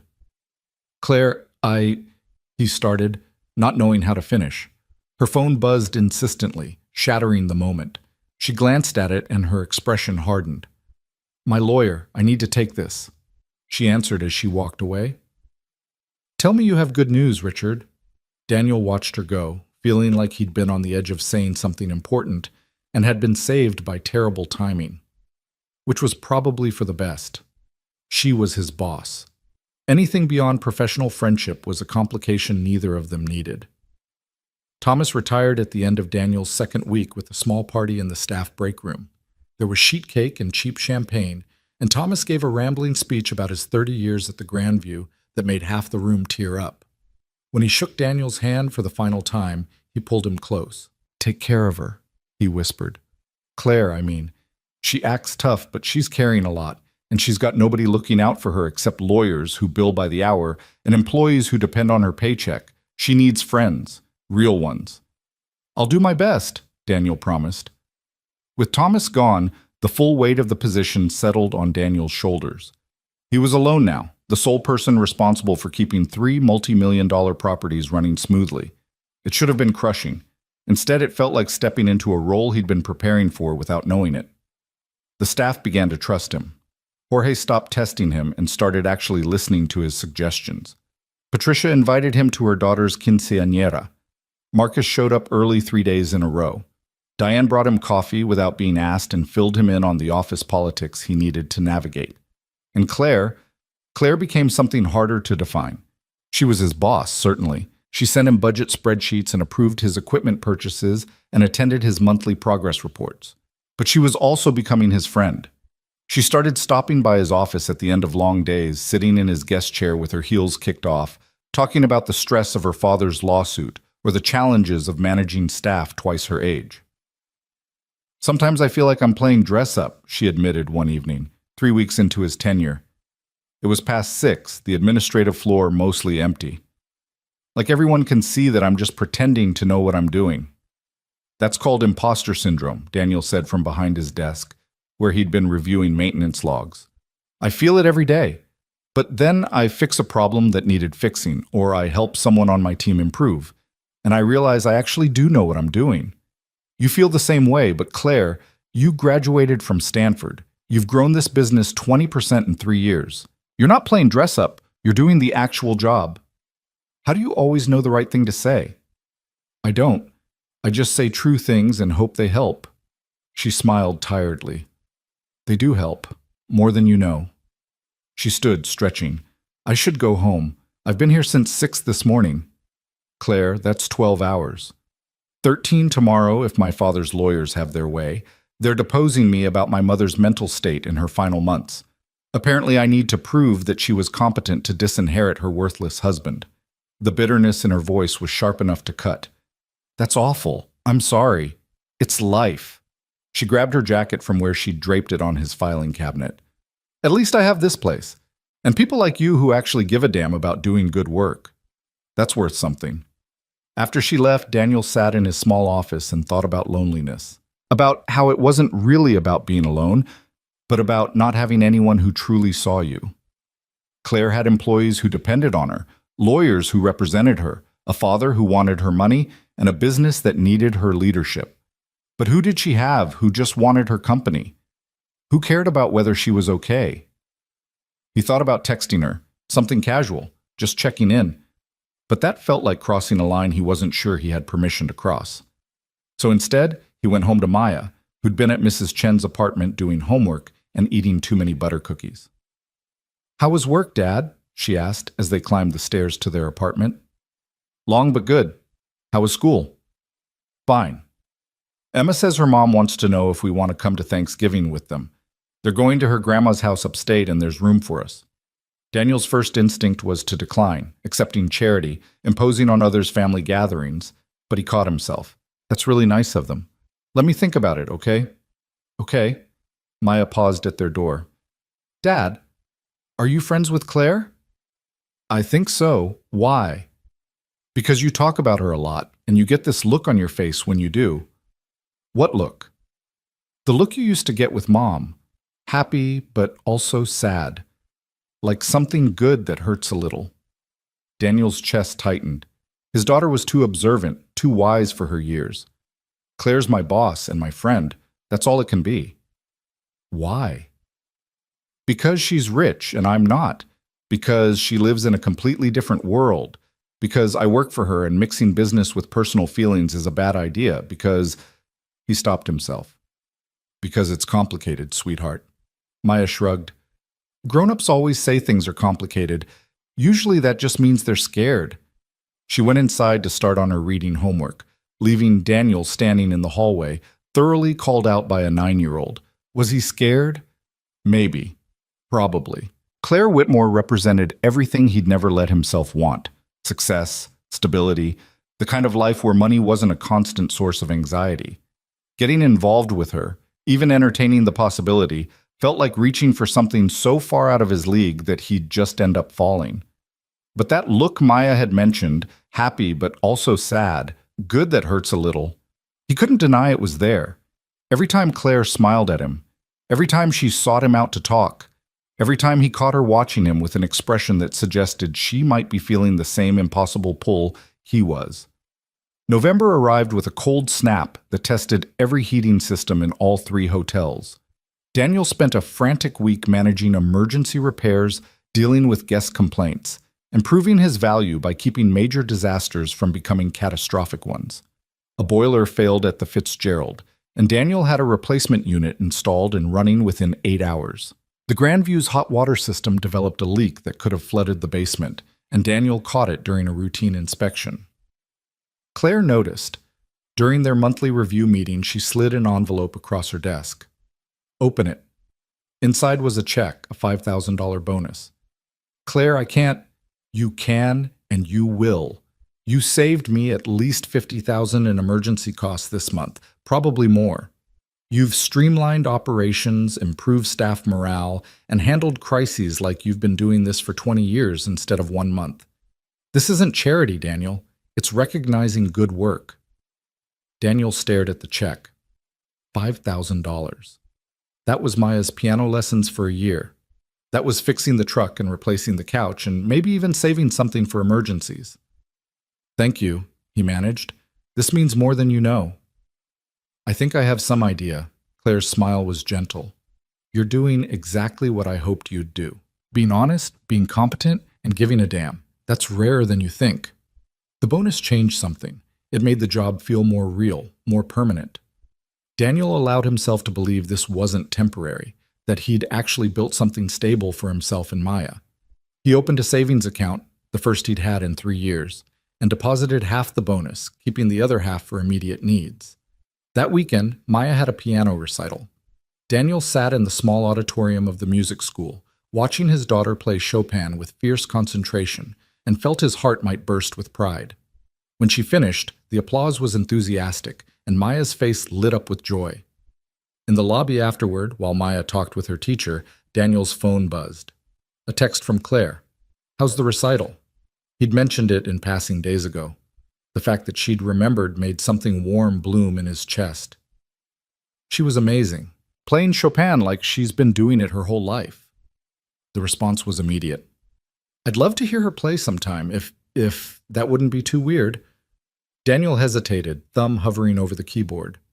This was personal territory, inviting his boss into his private life, mixing worlds that probably should stay separate. But Maya's voice echoed in his memory. Grown-ups always say things are complicated. Usually that just means they're scared. She'd love that, he typed back, and it wouldn't be weird at all. The invitation came 3 days later, not through text, but in person. Claire appeared in the doorway of Daniel's office on a Tuesday afternoon, looking uncharacteristically uncertain. She wore a cream sweater and dark jeans, casual for her, which usually meant she'd been working from home that morning, and she held her phone like she might need it as a shield. Is Maya's offer still open? She asked without preamble. To hear her play? Daniel looked up from the preventive maintenance schedule he'd been reviewing. Of course. When were you thinking? I know this sounds impulsive, but would tonight work? I've had the day from hell. Lawyers, accountants, my father's legal team trying to subpoena records from when I was 16, and I just need to be around something good for a while. She caught herself. Sorry, that's a lot to dump on you. If tonight doesn't work, tonight's fine, Daniel interrupted gently. We're just having spaghetti and meatballs. Nothing fancy. But you're welcome to join us if you don't mind eating in an apartment above a grocery store. Something in Claire's expression softened. That sounds perfect, actually. What time? 6:30? I'll text you the address. After she left, Daniel sat in his office having a minor panic attack. Claire Whitmore was coming to his apartment. His small, shabby apartment with the couch that sagged and the kitchen table from a yard sale and the bathroom where the tiles were cracked. He'd need to clean. He'd need to warn Maya. He'd need to figure out how to make spaghetti and meatballs seem like an actual meal instead of the budget dinner it actually was. He texted Maya during her lunch period. Claire's coming for dinner tonight. Can you help me clean when you get home? The response was immediate and consisted entirely of exclamation points followed by, I knew it! It's not like that, he typed back. She just had a bad day and needs friend time. Sure, Dad, friend time. I'll help clean. Daniel left work at 4:30, stopped at the grocery store for garlic bread and a salad that wasn't from a bag, and met Maya at home with an hour and a half to transform their apartment from lived in to presentable. They worked together with practiced efficiency, Maya tackling her room and the bathroom while Daniel handled the kitchen and living room, both of them shoving stray items into closets with the universal understanding that sometimes clean just meant not visible. "Should I wear a dress?" Maya asked at 6, standing in her doorway in jeans and a t-shirt with a cartoon cat on it. "Wear whatever makes you comfortable. Claire isn't coming to judge us. She's coming because she wants to." "But she's rich, Dad. Like really rich. What if she thinks we're poor?" Daniel knelt down to Maya's eye level. "We are poor, sweetheart, compared to her anyway. But there's no shame in that. We work hard, we're kind to people, and we have each other. That's worth more than money." Maya nodded slowly. "Okay, but I'm still wearing my nice shirt. The blue one Grandma sent for my birthday." At 6:25, Daniel was stirring sauce and trying not to feel like a teenager before prom. The meatballs were browning nicely. The water was boiling for pasta. The garlic bread was ready to go in the oven. Everything was under control except his nerves, which were decidedly not under control. The knock came at 6:30 exactly. Maya bolted to the door before Daniel could stop her, flinging it open to reveal Claire standing in the hallway, holding a bakery box and looking more nervous than Daniel had ever seen her. "Hi," Maya said. "Come in. We're making spaghetti and Dad's been freaking out all afternoon." "Maya," Daniel warned, but Claire was already laughing. "I've been freaking out too," she admitted, stepping inside. "I brought dessert, cannoli from Vittorio's. I hope that's okay." "That's my favorite bakery," Maya breathed, taking the box reverently. "Dad says we can only go there on special occasions because it's expensive." "Maya, let Claire actually get in the door before you interrogate her about pastries," Daniel said, wiping his hands on a dish towel. The apartment suddenly felt impossibly small with Claire in it, like she brought her own gravity that made everything else contract inward.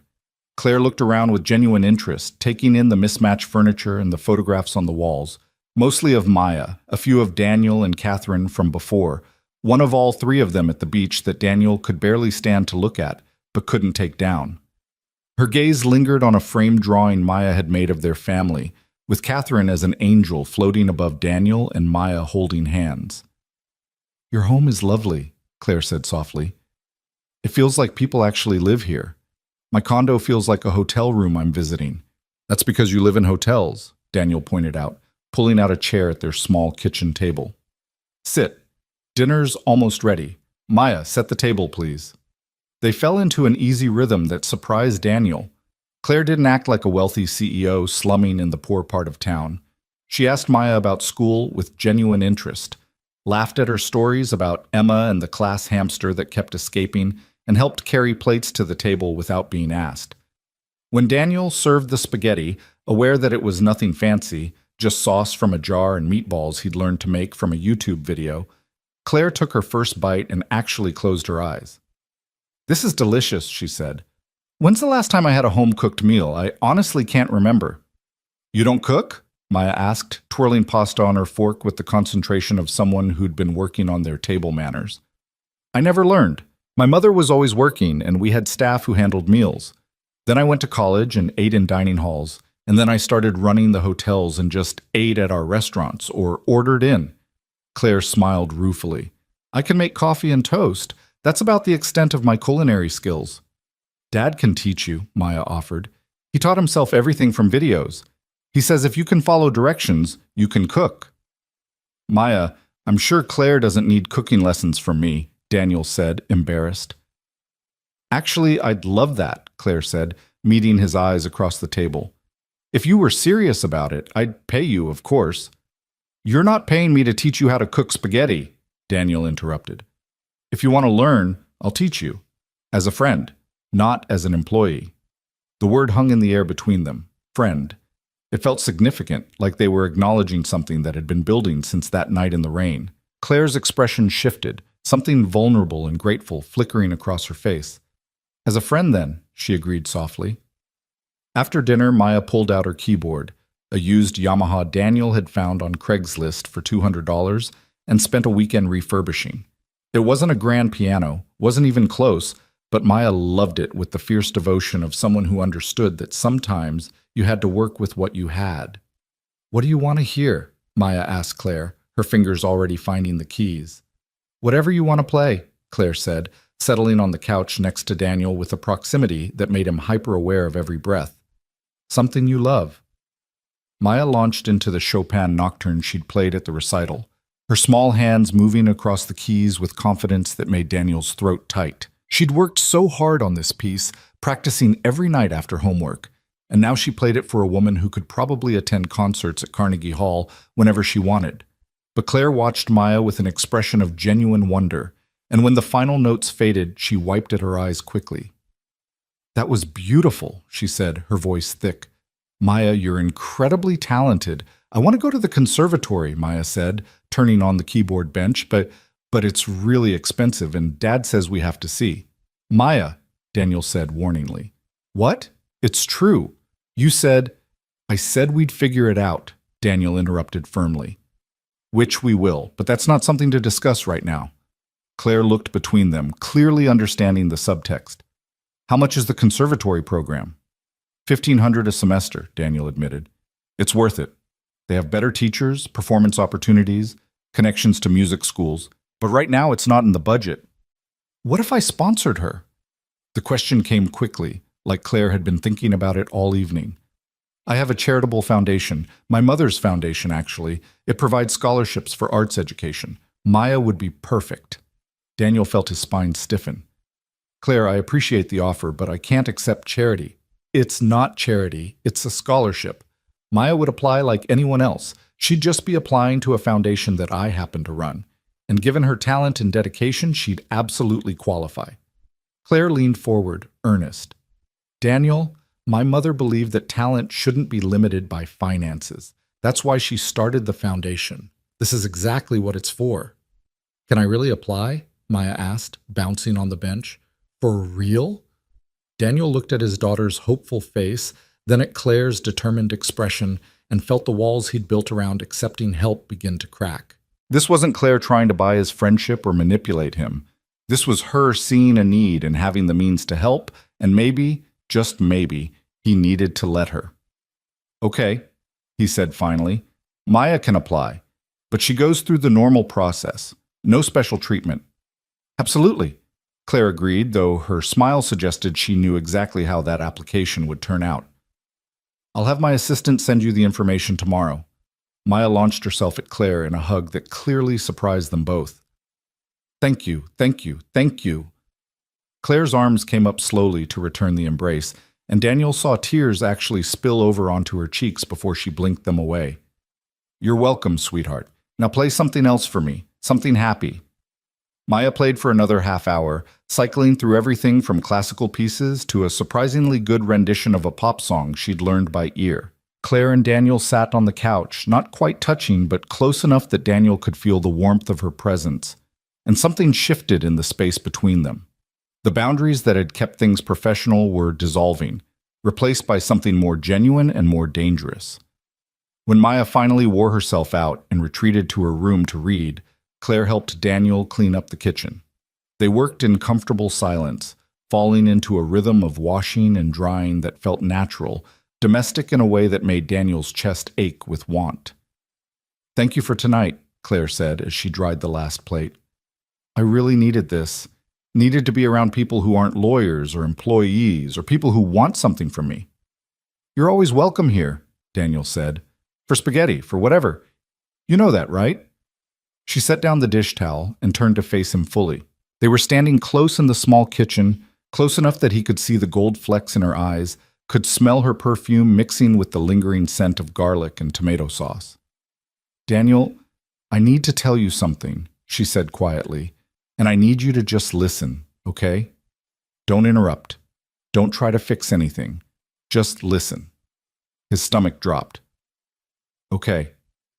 I've been thinking about that night in the rain a lot, about how you stopped when you didn't have to, when most people wouldn't have. And I've been thinking about why I hired you, and I told myself it was because you were competent and honest, which is true, but it's not the whole truth." She took a breath. "The whole truth is that when I was standing on that corner feeling more alone than I'd ever felt in my life, you saw me. Not Claire Whitmore with her dead mother's business and her worthless father and her Stanford degree, just a person who needed help. And that meant something to me. You meant something to me." "Claire, I'm not finished," she said, holding up a hand. "I know this is complicated. I know you work for me, and that creates problems. I know we're from different worlds, and that probably seems insurmountable, but I also know that I look forward to your company more than anyone else's. That when I'm having a terrible day, I want to talk to you about it. That watching you with Maya tonight made me ache for something I didn't even know I wanted. Her voice cracked slightly. So I guess what I'm saying is that I don't want to just be your boss or even just your friend, but I also don't want to pressure you or make things weird if you don't feel the same way. I just needed to be honest. Daniel stood frozen in his tiny kitchen, the weight of her confession settling over him like snow. Every rational thought screamed at him to be careful, to remember the power imbalance, to protect his job and Maya's future. But his heart, his stupid, hopeful heart that he'd thought had died with Catherine, was pounding with possibility. I feel the same way, he heard himself say. I've been trying not to because you're right, it's complicated. But Claire, when you walk into a room, I notice. When you text me, I smile. When you told me about your father's lawsuit, I wanted to fight him for you. So yeah, I feel the same way. I just didn't think, why would someone like you want someone like me? Someone like you? Claire stepped closer, and now they were definitely in each other's space, definitely crossing lines. You mean someone who's kind and competent and makes his daughter dinner every night and fixes things because he genuinely cares about doing good work? Someone who stopped in the rain for a stranger? Daniel, you have no idea how rare that is in my world. How rare you are. I work for you, he said weakly, even as his hand came up to touch her face almost of its own accord. That's a problem. It is a problem, she agreed, leaning into his touch. But it's not an insurmountable one. People date their colleagues all the time. We just have to be careful, professional at work, and transparent with HR. Your employees will think you're showing me favoritism. Let them think what they want. Anyone who's actually paying attention can see you're good at your job. And Daniel? She covered his hand with hers. I'm so tired of being alone, of being careful, of doing what's expected instead of what feels right. This, you, feel right. He should have taken more time to think, should have considered all the angles, all the ways this could go wrong, should have been more like the careful, cautious man who'd spent 3 years protecting himself and his daughter from any risk that might destabilize their fragile equilibrium. Instead, he kissed her. It was gentle at first, tentative, like they were both afraid of breaking something precious. But then Claire's arms came around his neck, and Daniel's hands found her waist, and the kiss deepened into something that felt like coming home after a long journey. She tasted like wine from dinner and something sweet, and when they finally broke apart, both breathless, Daniel rested his forehead against hers. We're really doing this? He asked. I want to, she whispered. If you do. I do. I really do. But Claire, I need you to understand something. I come as a package deal. Maya's my priority. Always. If this affects her negatively in any way, then we stop, Claire finished. I wouldn't want to continue if it hurt her either. Daniel, I'm not trying to replace her mother or insert myself where I don't belong. I just want a chance to see where this goes. Slowly, carefully, with her well-being as the priority. He kissed her again, softer this time, a promise rather than a question. When they separated, Claire was smiling in a way he'd never seen before, unguarded, genuinely happy, the loneliness that usually lived in her eyes temporarily banished. I should go, she said reluctantly, before Maya comes out and finds us making out in your kitchen like teenagers. That would be a conversation, Daniel agreed, but he didn't let go of her hand. They walked to the door together, fingers intertwined, and at the threshold Claire turned back. Thank you for dinner, for letting me be part of your evening, for the best night I've had in longer than I can remember. Come back anytime. We have spaghetti every Tuesday. Then I'll see you next Tuesday, and tomorrow at work where we'll be completely professional and appropriate. Completely, Daniel agreed, knowing they were both terrible liars. After Claire left, Daniel stood in his living room feeling like the world had tilted on its axis. He'd kissed Claire Whitmore, was possibly dating Claire Whitmore, had agreed to navigate the complicated intersection of personal and professional with a woman who was so far out of his league that they weren't even playing the same sport. She left her scarf. Maya's voice came from her doorway, making Daniel jump. You should probably return it tomorrow. How long have you been listening? Long enough? Maya came out fully, holding the scarf Claire had draped over the couch. You kissed her, didn't you? There was no point in lying. Yeah, we did. Is that okay with you? Maya considered the question seriously. Mom would have liked her. She always said you needed someone who saw how special you are, not just someone who needed fixing. Claire sees you. She held out the scarf. So yeah, it's okay, but Dad? Yeah, baby? Don't mess it up. Daniel laughed despite himself. I'll do my best. That night, lying in bed, Daniel's phone buzzed. A text from Claire. Thank you for tonight, for everything. Sleep well. You too, he typed back. Sweet dreams. Her response came immediately. They will be. They're about spaghetti and piano music and a man who stopped in the rain. Daniel fell asleep smiling for the first time in longer than he could remember. And when morning came, the city felt different, brighter, full of possibility. But reality has a way of asserting itself, and Daniel's new reality included workplace politics, curious employees, and the delicate balance of maintaining professionalism while nursing feelings that made him want to seek out Claire's company every spare moment. He arrived at work Wednesday morning determined to act normal, professional, completely unaffected by the fact that he'd kissed his boss less than 12 hours ago. That determination lasted approximately until he saw her. Claire was standing by the front desk talking to the manager, and when she caught sight of Daniel crossing the lobby, her whole face lit up before she caught herself and schooled it back to professional neutrality. But that brief moment of unguarded joy hit Daniel like a physical force. She excused herself from the conversation and walked over, and Daniel was suddenly very aware that they were in a public space with employees everywhere. Good morning, she said formally. Do you have those maintenance reports ready for review? I'll have them on your desk by noon, he replied, matching her tone. Excellent. A pause. Also, I left my scarf at your place last night. I know. I'll bring it in. They stood there, awkward and obvious, until Diane walked past and said cheerfully, You two look like you're negotiating a hostage situation. Relax. After she was out of earshot, Claire let out a breath. This is harder than I thought it would be, acting normal when all I want to do is... She cut herself off, glancing around. I know, Daniel said quietly. But we agreed. Professional at work. Right. Professional. Claire stepped back, creating proper distance. I should go. Meeting with the accountants in 10 minutes. But Daniel? For what it's worth, I'm really glad we're doing this. Even if it means I have to pretend I'm not thinking about kissing you again while discussing quarterly budgets. She walked away before he could respond, leaving Daniel standing in the lobby trying to remember what he'd been planning to do before his entire brain had short-circuited.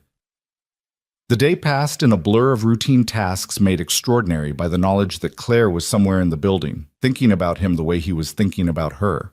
They crossed paths twice more, once in a hallway where they both said awkward hellos and kept walking, once in the parking lot at the end of the day, where they stood by their respective vehicles and talked about neutral topics while everything unsaid hung in the air between them.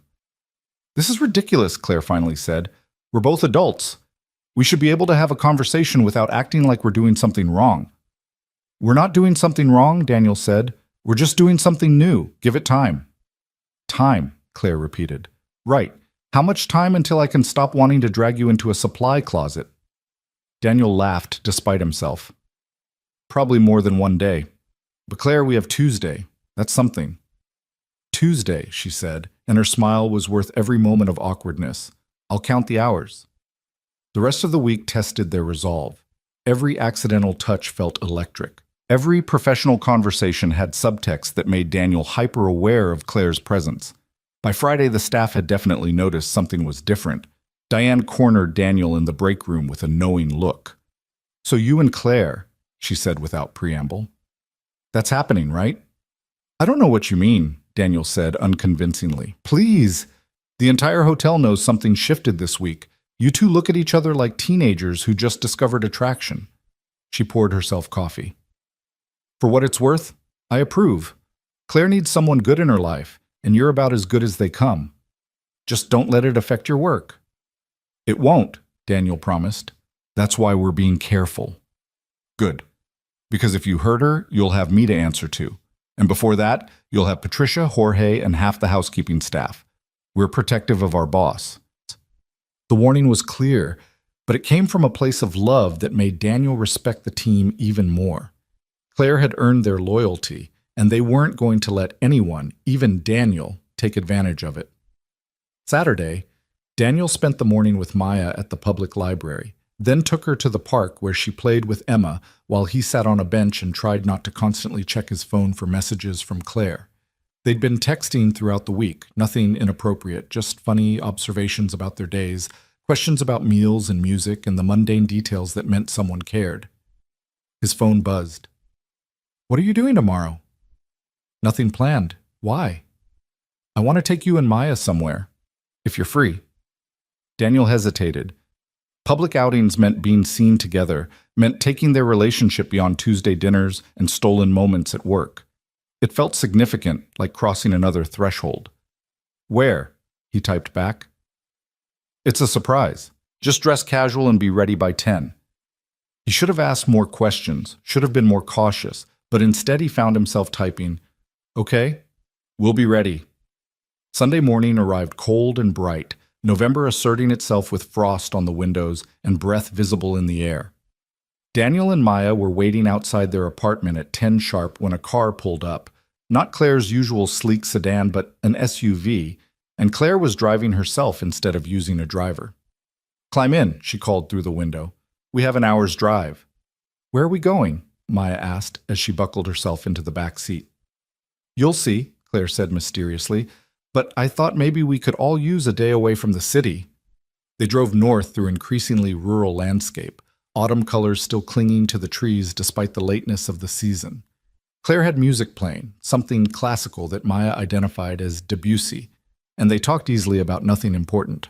It felt natural, comfortable, like they'd been doing this for years instead of days. An hour later, Claire pulled into a gravel lot beside a small lake surrounded by woods. A few other cars were parked nearby, and Daniel could see people walking trails in the distance. "My mother used to bring me here when I was young," Claire said as they got out. "Before the business got big, before everything got complicated. We'd pack sandwiches and spend the whole day hiking and talking." She pulled a picnic basket from the trunk. "I haven't been back since she died, but I wanted to share it with you." The vulnerability in her voice made Daniel's chest ache. "Thank you for bringing us." They hiked an easy trail around the lake, Maya running ahead to examine interesting rocks and trees, while Daniel and Claire walked together, close enough that their hands occasionally brushed. Claire talked about her mother, about Victoria's fierce determination, her kindness, her ability to make anyone feel valued. "She would have liked you," Claire said softly. She always said the measure of a person was in their small actions, not their grand gestures. How they treated waiters and janitors and people who couldn't do anything for them. "You stop for people in the rain. She would have loved that about you." "I wish I could have met her." "Me too." Claire was quiet for a moment. "Sometimes I talk to her, tell her about the business, about decisions I have to make. I know it's probably silly." "It's not silly," Daniel interrupted. "I talk to Catherine sometimes too, especially when I'm struggling with something about Maya. The dead don't really leave us, they just change form." They found a bench overlooking the lake and unpacked the picnic, sandwiches from an actual deli, fruit, cookies, juice boxes for Maya. It was simple but perfect, eaten in companionable silence while the water lapped at the shore and the autumn sun warmed their faces. After lunch, Maya challenged them to skip stones, and they spent a ridiculous amount of time trying to best each other's records while Maya kept score with elaborate rules she made up as she went. Claire's laugh echoed across the water, and Daniel realized he'd never seen her this relaxed, this genuinely happy.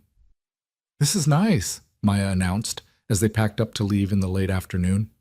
"We should do this more. Like a family." The word hung in the air, family. It was too soon for that, too fast. Too many complications still unresolved. But watching Claire's face as Maya said it, seeing the hope and longing there, Daniel thought maybe it wasn't impossible. Maybe they could build something between the three of them that honored the past while creating a new future. On the drive back, Maya fell asleep in the back seat, and Daniel and Claire talked quietly in the front.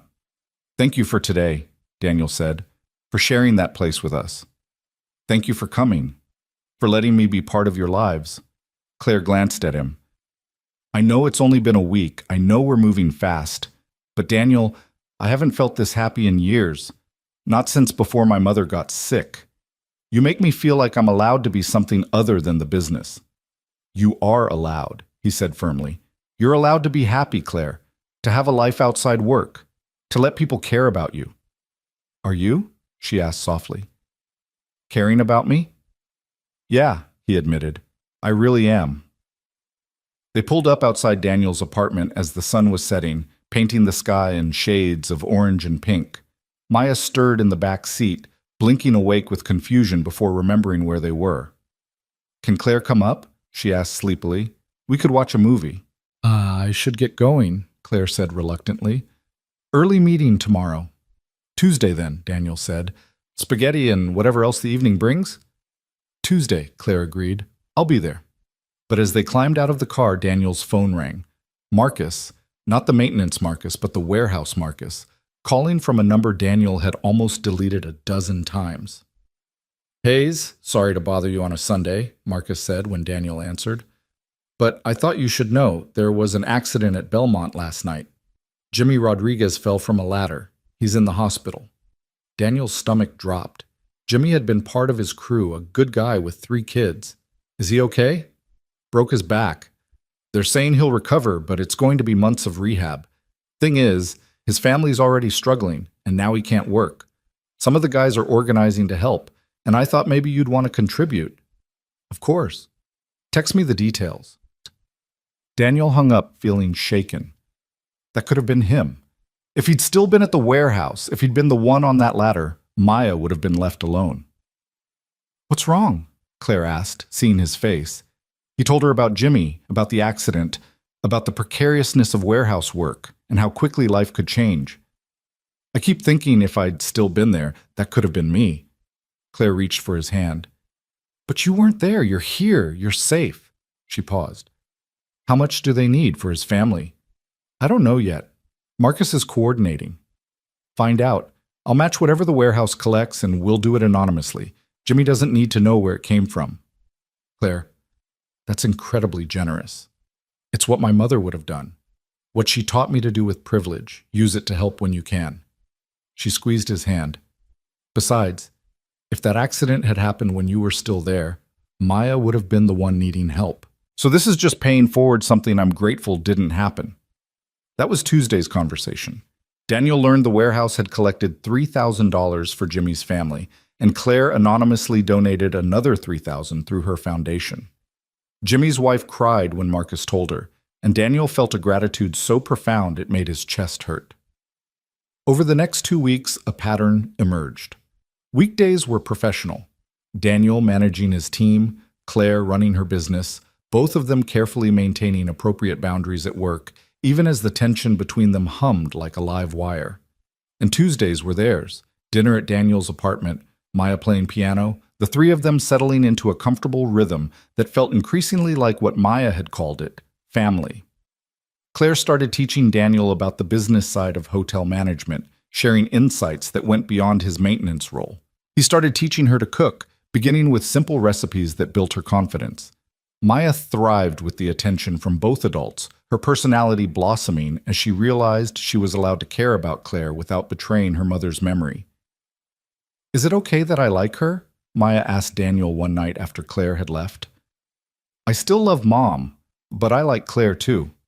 Of course it's okay, Daniel assured her. Love isn't finite, sweetheart. You can love Mom and still care about other people. Mom would want you to be happy, and if Claire makes you happy, then that's a good thing. Does she make you happy? Yeah, baby, she really does. But happiness in adult life rarely comes without complication, and Daniel should have known their peaceful bubble couldn't last forever. The first crack appeared on a Wednesday in late November, when Daniel was reviewing maintenance contracts in his office and overheard 2 housekeeping staff talking in the hallway.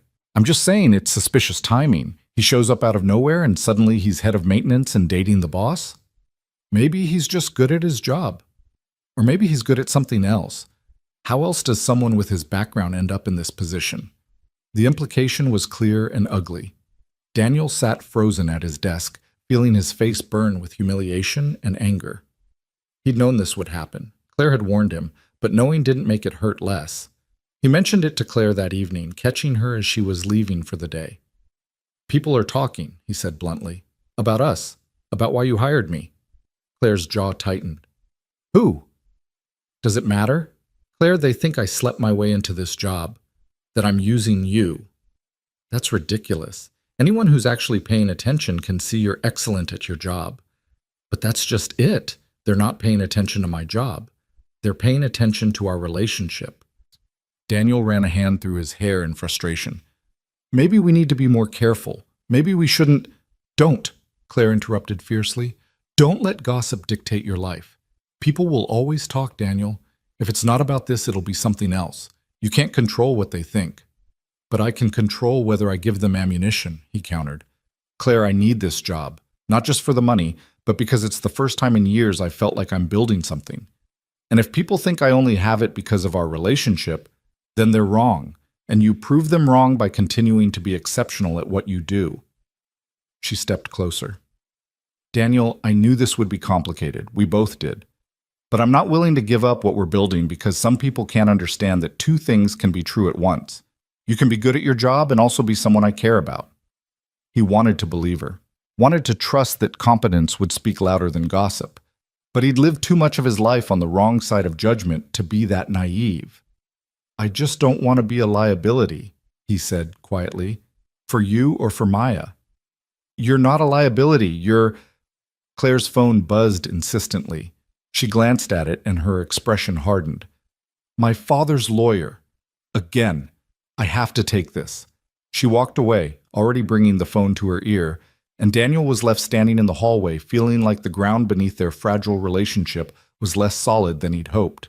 The lawsuit escalated the week before Thanksgiving, dropping into their lives like a bomb with legal paperwork for shrapnel.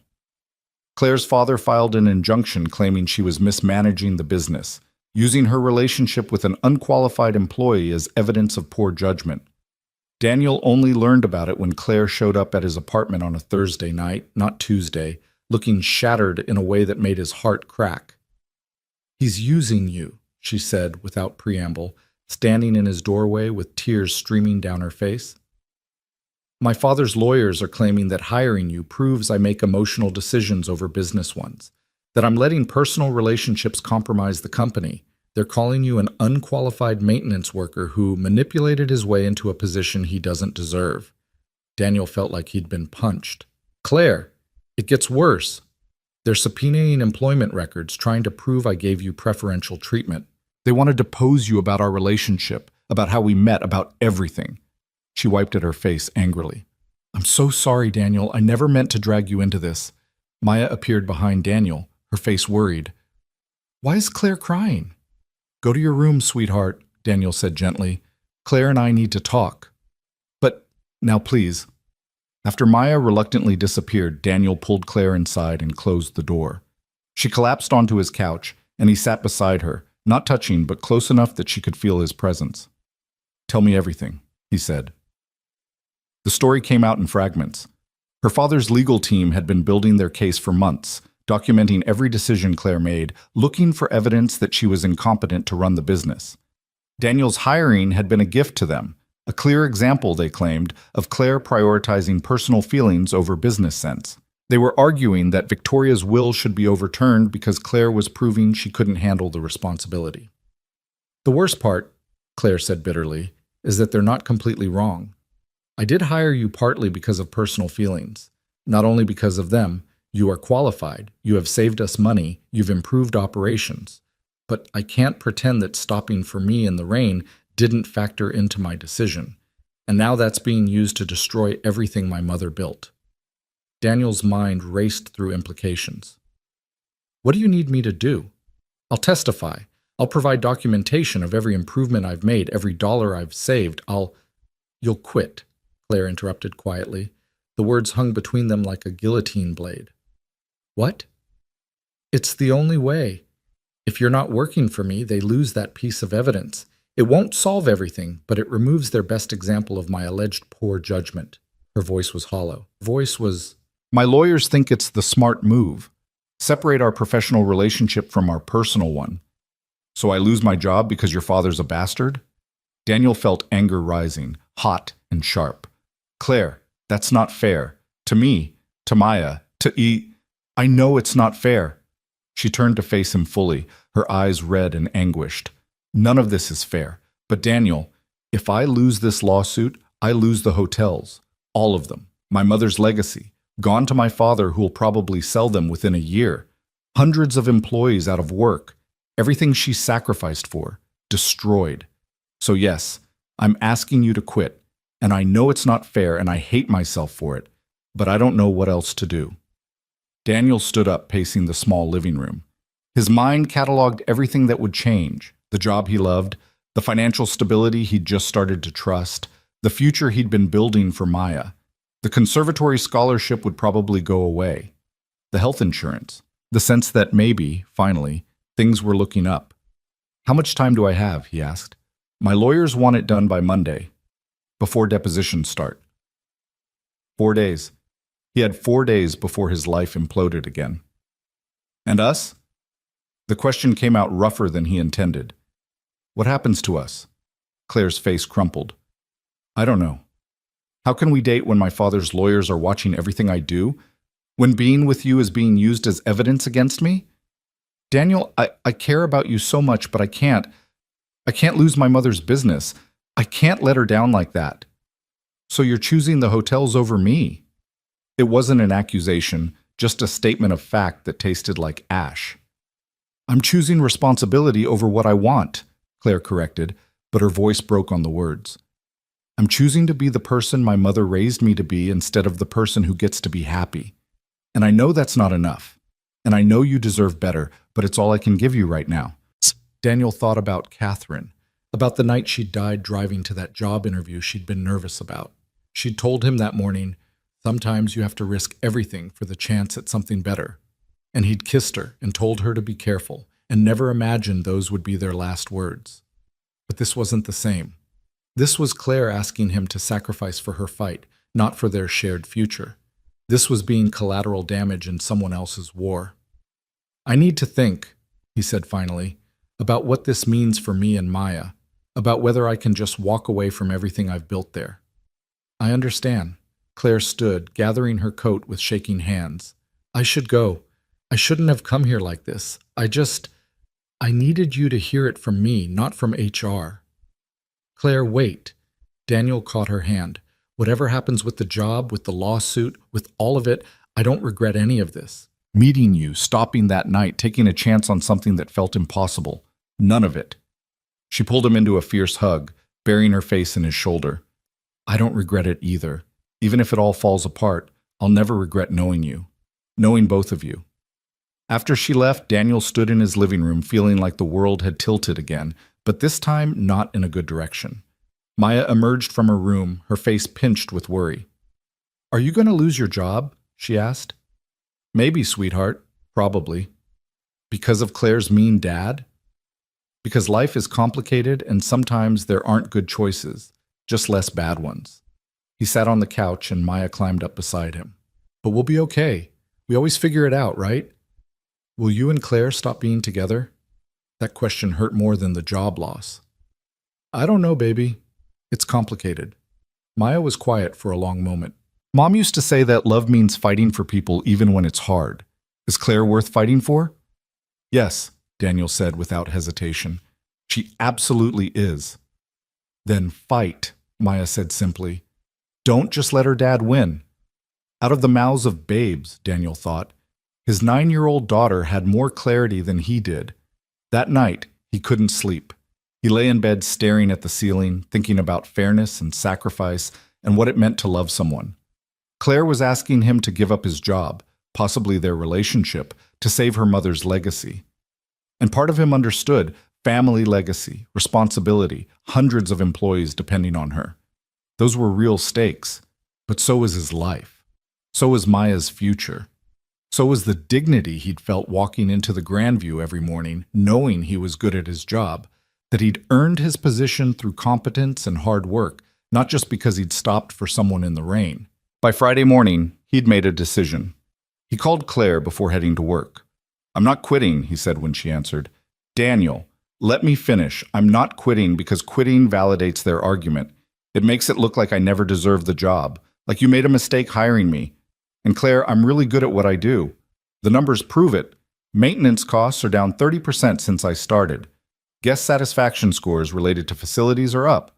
I've built a team that actually functions efficiently. Those are facts, not feelings.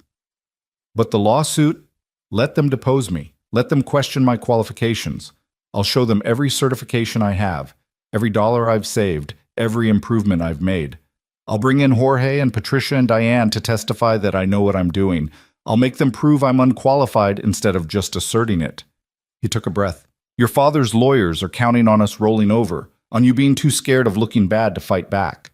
But Claire, your mother didn't build an empire by backing down from fights. She built it by being tough and smart and refusing to let anyone tell her she didn't belong in the room."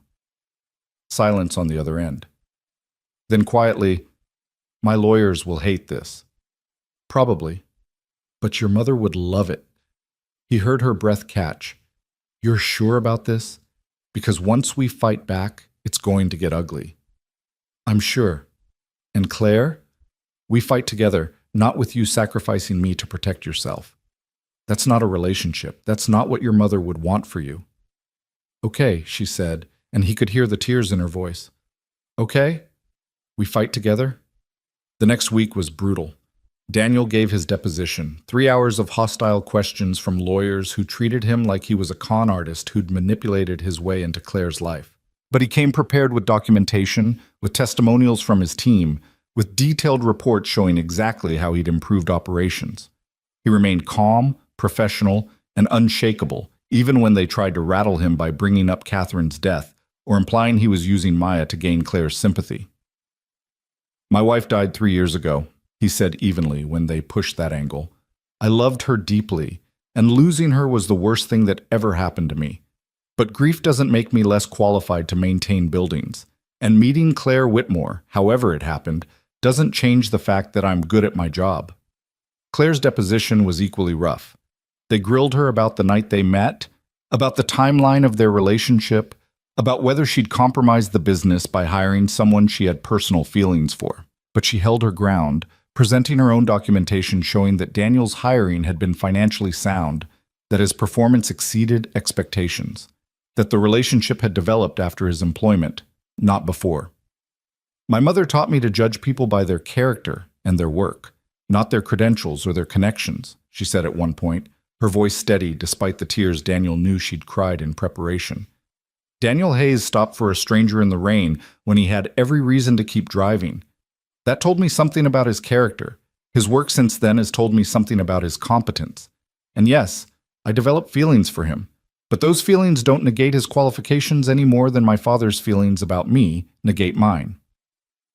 Thanksgiving came in the middle of the legal storm.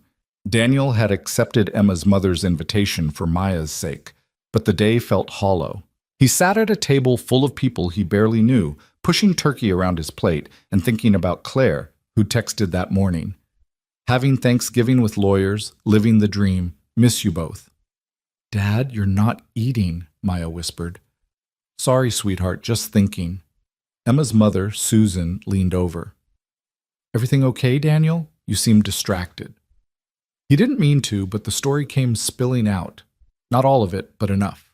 The job, the lawsuit, the impossible position Claire was in. Susan listened with the patient attention of someone who'd weathered her own storms. "Can I give you some unsolicited advice?" she said when he finished. "Please." "My ex-husband left me when Emma was 2. Cleaned out our bank account, moved across the country, and I spent 3 years fighting him in court for child support he never paid anyway. And I remember thinking I had 2 choices. I could be bitter about the unfairness of it all, or I could build something good anyway, despite him." She smiled gently. "Sounds like Claire's father is trying to take something that doesn't belong to him. And you both have a choice. Let him win by making yourself smaller, or fight for what you've built and refuse to be diminished. It's not fair that you have to fight. But life rarely is." "I'm trying to fight," Daniel said. "I'm just not sure we're going to win." "Maybe not. But at least you'll know you tried. That's worth something. The weekend passed in a blur of preparation. Claire's lawyers, now taking a more aggressive strategy, compiled evidence of the business's success under her leadership, gathered testimonials from employees and business partners, and built a case that Claire was not only competent, but exceptional. Daniel's role became a small piece of a much larger argument, that Claire made smart, strategic decisions that benefited the business, and hiring him was just one example. On Monday, they reconvened for more depositions. But this time, Claire's legal team went on the offense, questioning Richard Whitmore's own business acumen, his lack of involvement in the company during Victoria's lifetime, his sudden interest only after her death when money was on the line. They deposed employees who testified about Richard's rare visits to the hotels, his dismissive attitude toward staff, his complete lack of understanding of day-to-day operations. Diane, in particular, was devastating. Mr. Whitmore visited maybe twice a year when Mrs. Whitmore was alive, she said coolly when questioned. And both times, he treated housekeeping staff like we were invisible, called us the help, didn't know any of our names. Meanwhile, Claire knows every employee's name, asks about our families, fights for our benefits. So if we're talking about who should run these hotels, I'd choose Claire every single time. The tide began to shift. What had started as Richard's case against Claire became Claire's case against Richard. A referendum not just on her competence, but on his character, his motives, his fitness to inherit something he'd never contributed to. By early December, Richard's lawyers were hinting at settlement negotiations. They could see which way the wind was blowing, could see that dragging this out would only make Richard look worse. Claire's lawyer called her on a Friday afternoon with the news. They're offering to drop the lawsuit in exchange for a lump sum payment, essentially buying out his theoretical inheritance claim, the lawyer explained during a conference call Daniel was invited to join. $2 million, and he goes away forever. No further claim to the business, no involvement in operations. $2 million. Claire sounded incredulous. For a man who contributed nothing and tried to destroy everything? It's cheaper than continuing to fight, and it gives you certainty. No risk of a judge who might see things his way, no years of appeals. You pay him off, he disappears, and you move on with your life. Claire was quiet for so long Daniel thought the call had dropped. Then, "What do you think, Daniel?" "Me? Why does my opinion matter?" "Because you're part of this. Because he used our relationship as ammunition. Because I trust your judgment." Her voice was firm. "So what do you think?" Daniel thought about dignity and principles, about fighting battles versus winning wars. "I think your mother would tell you to protect the business first and your pride second. 2 million hurts, but you'll make it back, and you'll do it without him hanging over your head for the next decade." "Agreed," Claire said. "Tell them we'll settle. But I want ironclad language. He has no claim, no involvement, no right to even speak about the business publicly. I want him gone completely." The settlement was finalized a week before Christmas. Richard got his money and his name in the tabloids for a few days as a footnote to his daughter's success. Claire got her freedom, her business, and the knowledge that she'd fought and won. The night the papers were signed, Claire showed up at Daniel's apartment without calling first. She looked exhausted and relieved and younger somehow, like a weight had lifted that she'd been carrying so long she'd forgotten what it felt like to stand up straight. "It's over," she said simply. "It's over," he agreed, and pulled her into a hug that lasted until Maya got home from Emma's house and found them still standing in the doorway. "Are you guys okay?" Maya asked, looking between them. "We're better than okay," Claire said, wiping her eyes. "We won." They celebrated with cheap champagne for the adults and sparkling cider for Maya, with Chinese takeout because none of them felt like cooking, with the kind of giddy relief that comes after surviving something you weren't sure you would. And later, after Maya had gone to bed, Claire and Daniel sat on his sagging couch and talked about what came next. "I don't want to hide anymore," Claire said. "The lawsuit made us cautious, made us act like what we have is something to be ashamed of. But Daniel, I'm proud of you. I'm proud of us. And I'm tired of pretending otherwise."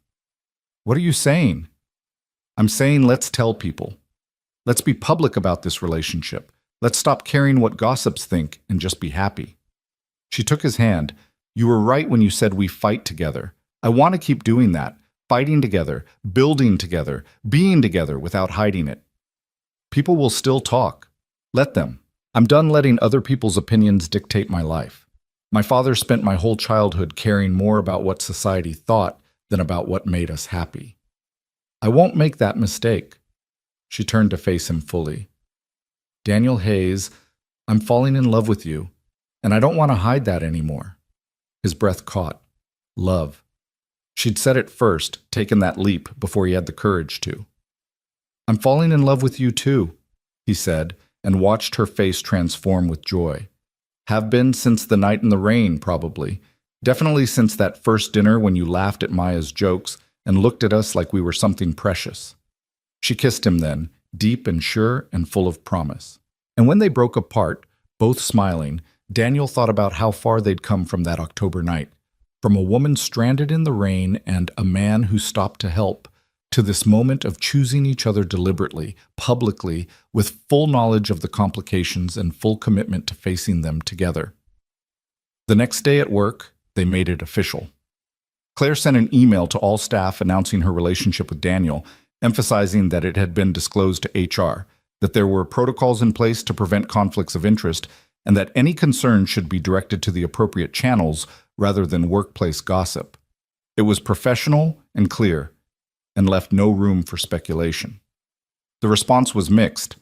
Some employees were supportive. Diane sent Daniel a text that just said, "Finally," with a string of heart emojis. Jorge clapped him on the shoulder and said, "Good for you, boss." Patricia nodded approval. But others were skeptical, still convinced there was favoritism or impropriety no matter what the official line said. "You can't control what they think," Claire reminded him when Daniel expressed frustration. "You can only control what you do. Keep being excellent at your job. Let the results speak for themselves." Christmas approached with the kind of anticipation Daniel hadn't felt in years. He and Maya decorated their apartment with cheap tinsel and dollar store ornaments, and Maya made a construction paper chain to count down the days. Claire was there most evenings, slowly becoming a fixture in their lives in a way that felt natural and right.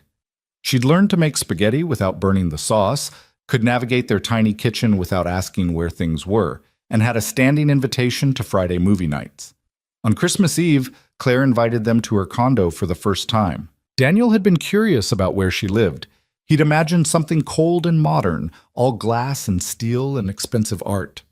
Instead, her home was warm and lived in, full of photographs of her mother and books stacked on every surface and a kitchen that looked barely used despite being state-of-the-art. "Welcome to my cave," she said, taking their coats. "Fair warning, I'm terrible at decorating. My Christmas tree is probably pathetic compared to what you're used to." But her tree was beautiful in its imperfection, decorated with ornaments that clearly meant something, each with a story. "This one's from my first Christmas with my mother running the hotels," Claire said, showing Maya a small glass building. "And this one's from when I graduated Stanford. And this one," she held up a simple wooden star. "This one was my mother's, from when she was a child. It's the only decoration I have from her childhood." Maya touched it gently. "It's beautiful." They exchanged gifts that evening. Daniel had agonized over what to get Claire. What do you give someone who can buy anything she wants? And finally settled on a framed photograph he'd taken at the lake, the place Claire had shared with them. It captured the bench where they'd eaten lunch, the water reflecting autumn colors, the peace of that perfect day. Claire's eyes filled with tears when she unwrapped it. "This is perfect. Thank you."